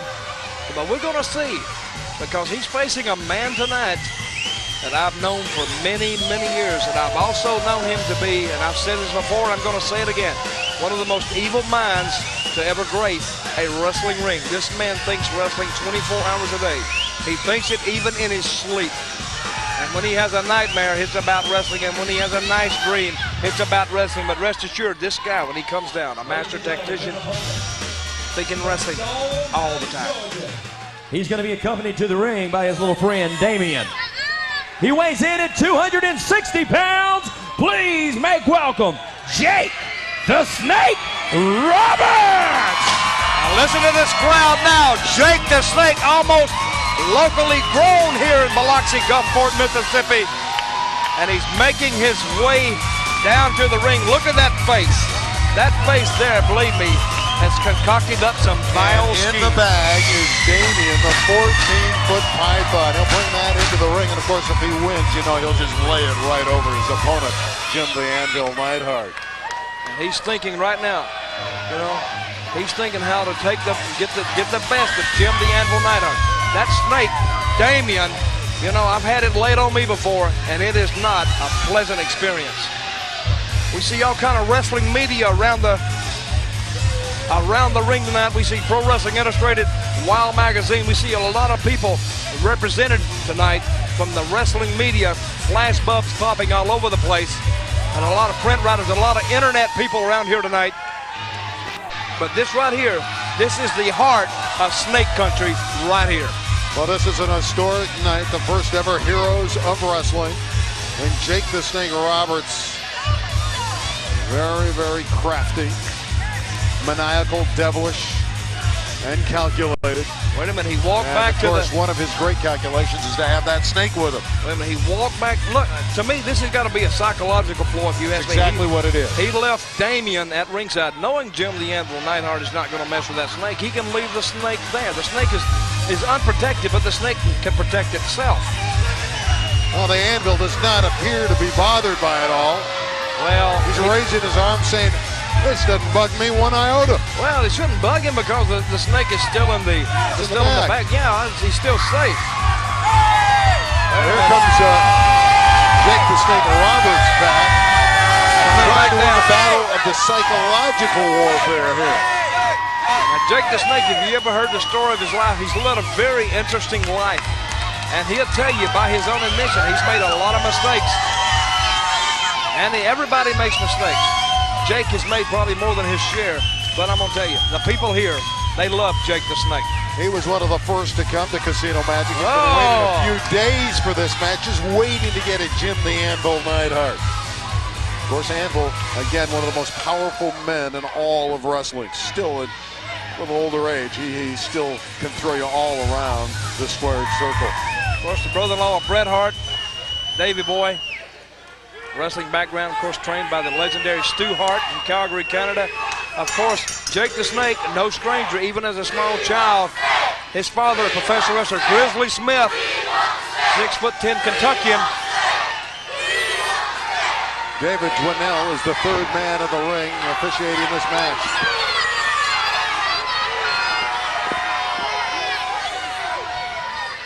Jim Anvil's turn. Jim Anvil Neidhart to work the crowd. Now, I've said this before tonight, but if you tune in late, fans, you're looking at guys who, you know, you see WWF, you see WCW, you see the big surge of popularity that professional wrestling is enjoying today. These are the guys, along with me and everybody else here on this Heroes of Wrestling card, that made all this possible. Jim the Anvil Neidhart, of course, a big star in the WWF. Jake the Snake Roberts, Intercontinental Champion with the WWF and wrestler in every regional territory in the United States. These guys have paid their dues, and now they're coming back and they're giving the fans another look at them. And I think it's great. The Heroes of Wrestling, big debut here tonight, here in Biloxi, Gulfport, Mississippi, here at Bay St. Louis at Casino Magic. And I think it's a great night, an historical night. And I've said that, I may have said that too many times, but it is an historical night if you're a dyed-in-the-wool wrestling fan. Well, they certainly built the foundation. We finally have begun after the big build-up.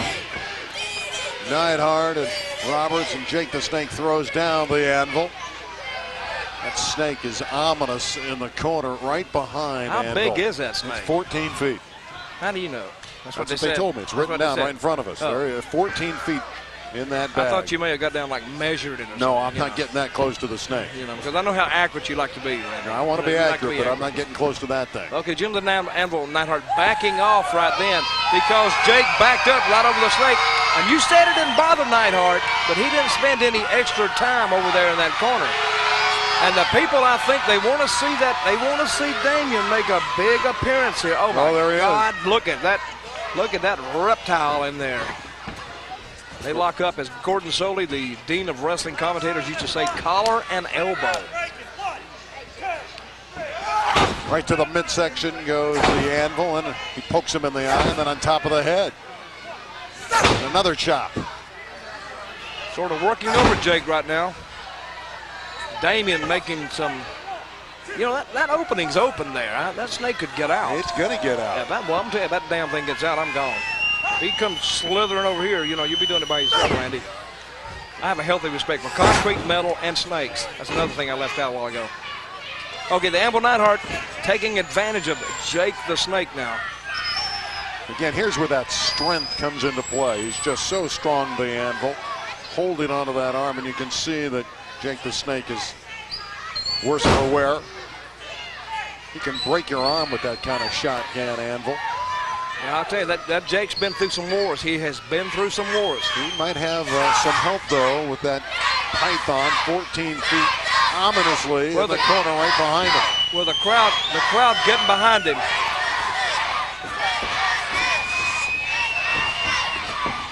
Wait a minute. Nice reversal by Jake the Snake Roberts, and then he's reversed. Good elbow by Jake the Snake Roberts. Wait a minute, he's going for that DDT. Now that shows a healthy respect for Jake's signature move, the DDT. Wait a minute, that snake is out. I'm gone. Wait a minute, that snake is getting out. Where is that snake? That snake is moving. Hadn't gone very far yet. The DDT just stands simply for the end. He's walking over there.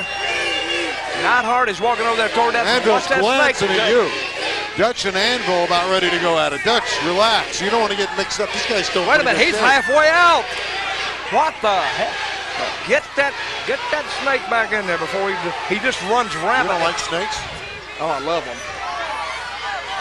Yeah, hey, wait a minute. I think Lou Albano, the commissioner, should come out here and sort of enact some of his newly appointed duties here and put that snake back in that bag. Wait a minute.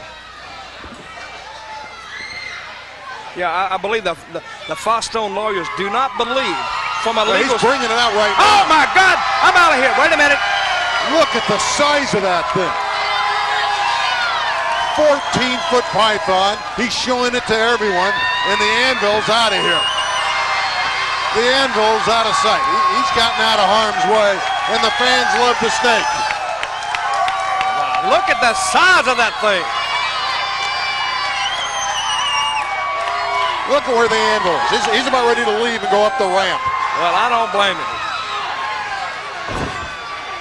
Well, Jake the Snake right now having a bit of a good time, I would say, with Damien out of the bag.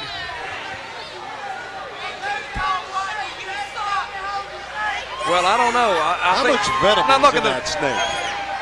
Well, what do I know? I look like I'm some kind of snake doctor or something. How do I know? Wait a minute. What's now going look at on? that. Look at that. Look at that. Vile. That man is vile. Look at the boots. Look, you notice the boots he's got on? Well, that many had to kill a snake to get the boots. And I bet Damien doesn't know he killed one of them. Oh, stop it. A snake shed, so he got boots. It's big enough to have enough shed to have boots. Randy, here comes. Wait a minute. King Kong Bundy. What's he doing out here? Wait a minute. The snake is out. The referee is out. Everybody's out. Now King Kong Bundy joining in here. What the? Wait a minute. Now this is going to get interesting now. Wait a minute. What's King Kong Bundy doing here? He's in the next match, the 1,000-pound war with the former Yokozuna. Wait a minute. He's saying he's going to talk to Neidhart. Wait a minute. They got some kind of conversation going over there. Wait a minute. Commiserating. I know they don't like snakes. That's for sure. Who does? Wait a minute.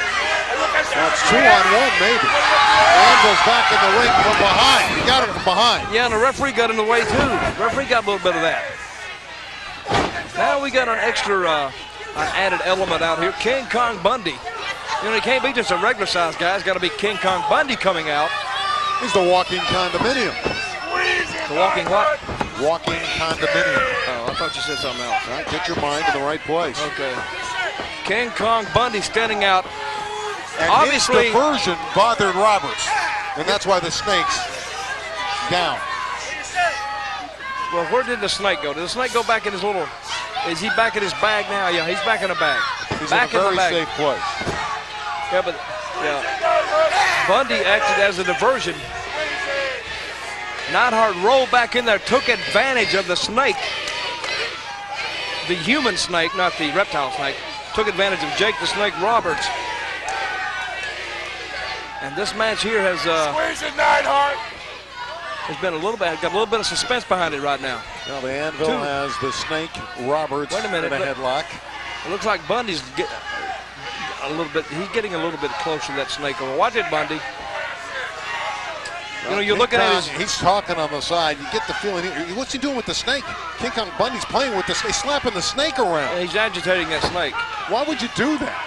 You want me to go and ask him? No. Why don't you go ask him? I just don't think that's a smart move to sit there and slap and hit a snake, especially when it's 14. Are you like an animal rights activist or something? No, but I still don't think that's a great idea. I bet you're a tree hugger too, aren't you? You know, listen, hey, let wrestling be wrestling, you know, and keep these social comments to yourself. Wait a minute, Neidhart went to the well just a little bit. Jake calling for the DDT. That's his signature move to call for. Wait a minute, Bundy is up. Bundy's up. Wait a minute, he's going for the short one. He knocks him down. Bundy is up. A short clothesline by the snake. Bundy extolling Neidhart to get up. Crowd wants the DDT. Wait a minute. Snake saying he's number one. He hits Bundy. Another knee in the back. Now Neidhart, they got Jake down. Wait a minute, Bundy coming into the ring now. This is unfair, 2-on-1. Bundy's too big a man. Fans here are up in arms over all this. Bundy kicking Jake the Snake. Neidhart kicking him. Well, that'll teach Jake to bring a reptile to the ring. You know, he's got by with it for years and years and years and years. And to me, I think it's finally somebody put a stop to it. They finally taught this man a lesson that wrestling is for athletes, not animals. Wait, it's the former Yokozuna. Wait a minute, we got another guy coming. Look, Yokozuna coming down to the ring now. It better not be 3-on-1. Well, we don't know his intent when he's coming to the ring. Now look, he needs to help Jake the Snake Roberts. This is 650 pounds, enough girth to move the earth. Wait a minute, both men have backed up now. And he's talking and he's showing what he thinks of King Kong Bundy.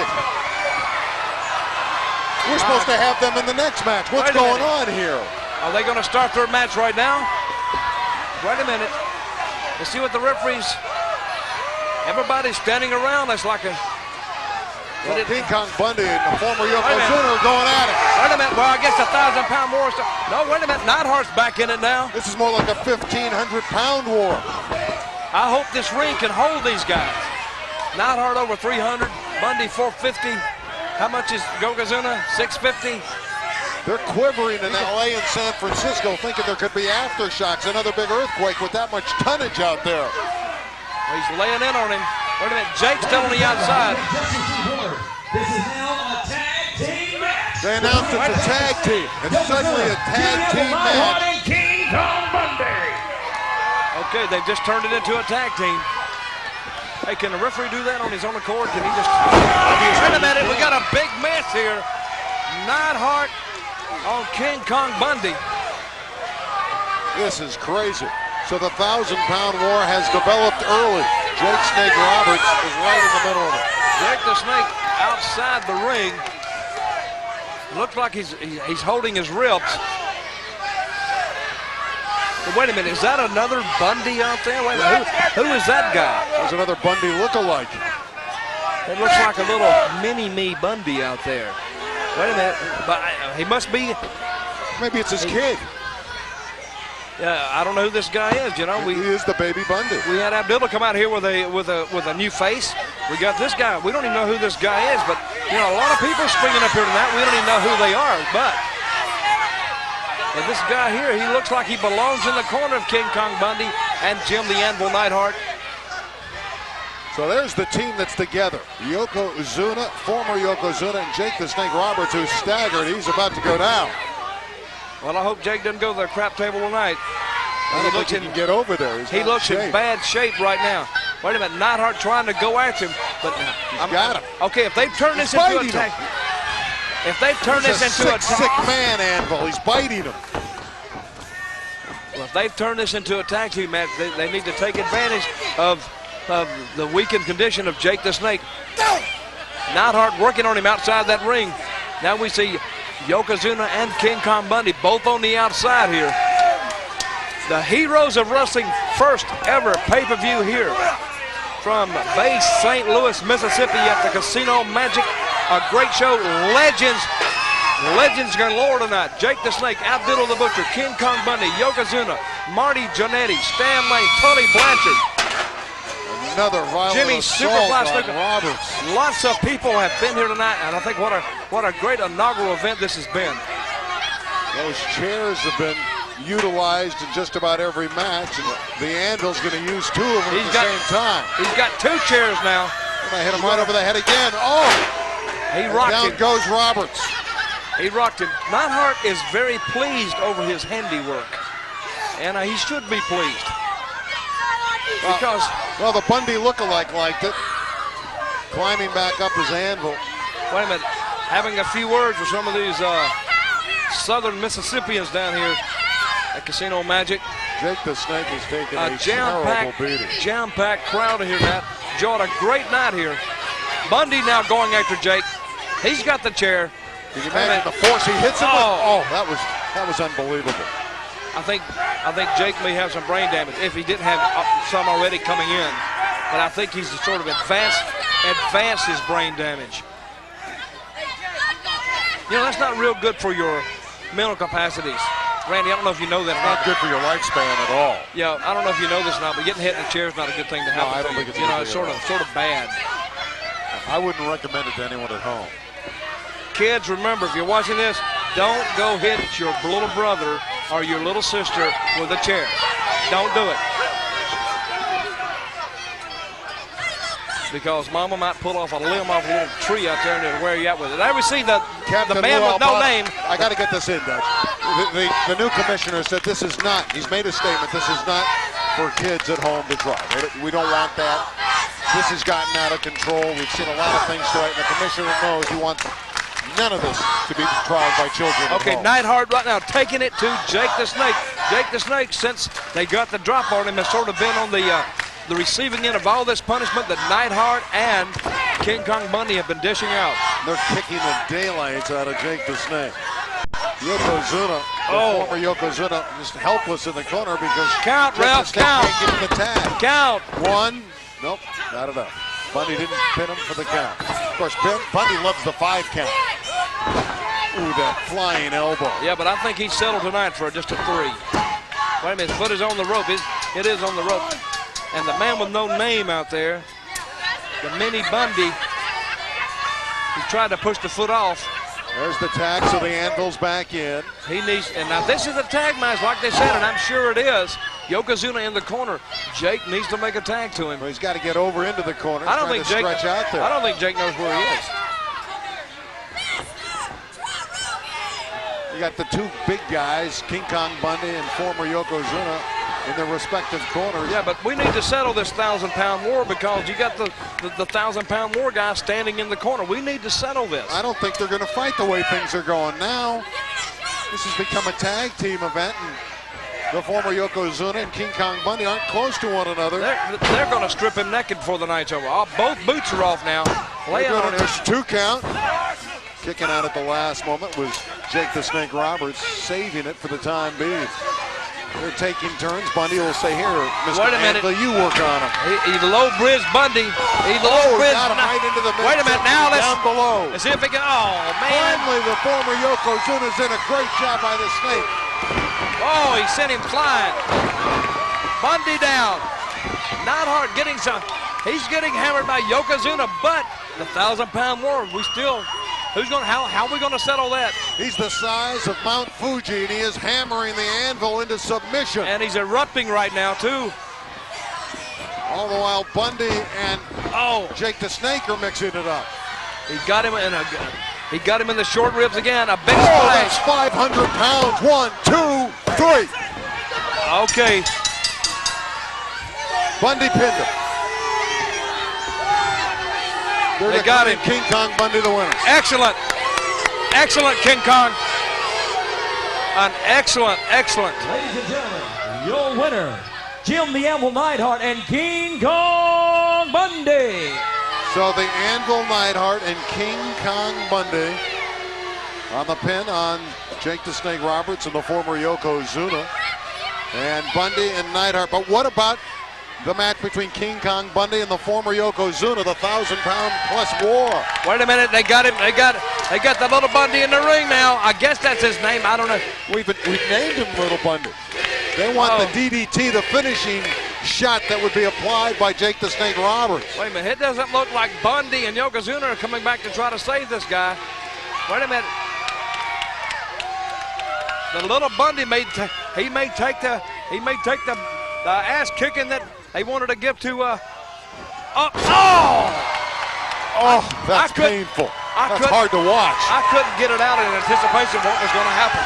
That's a 650-plus man right there, and Little Bundy is in desperate need Wait a minute. of help. Wait a minute. Don't do it, Jake. Oh, here comes the Python. Wait a minute. There he goes. He laid the Python on Little Bundy. What if that snake ate that guy? What if he just started chewing him and, you know, the snake's got a big belly after about 10 minutes? I wouldn't want to be Little Bundy.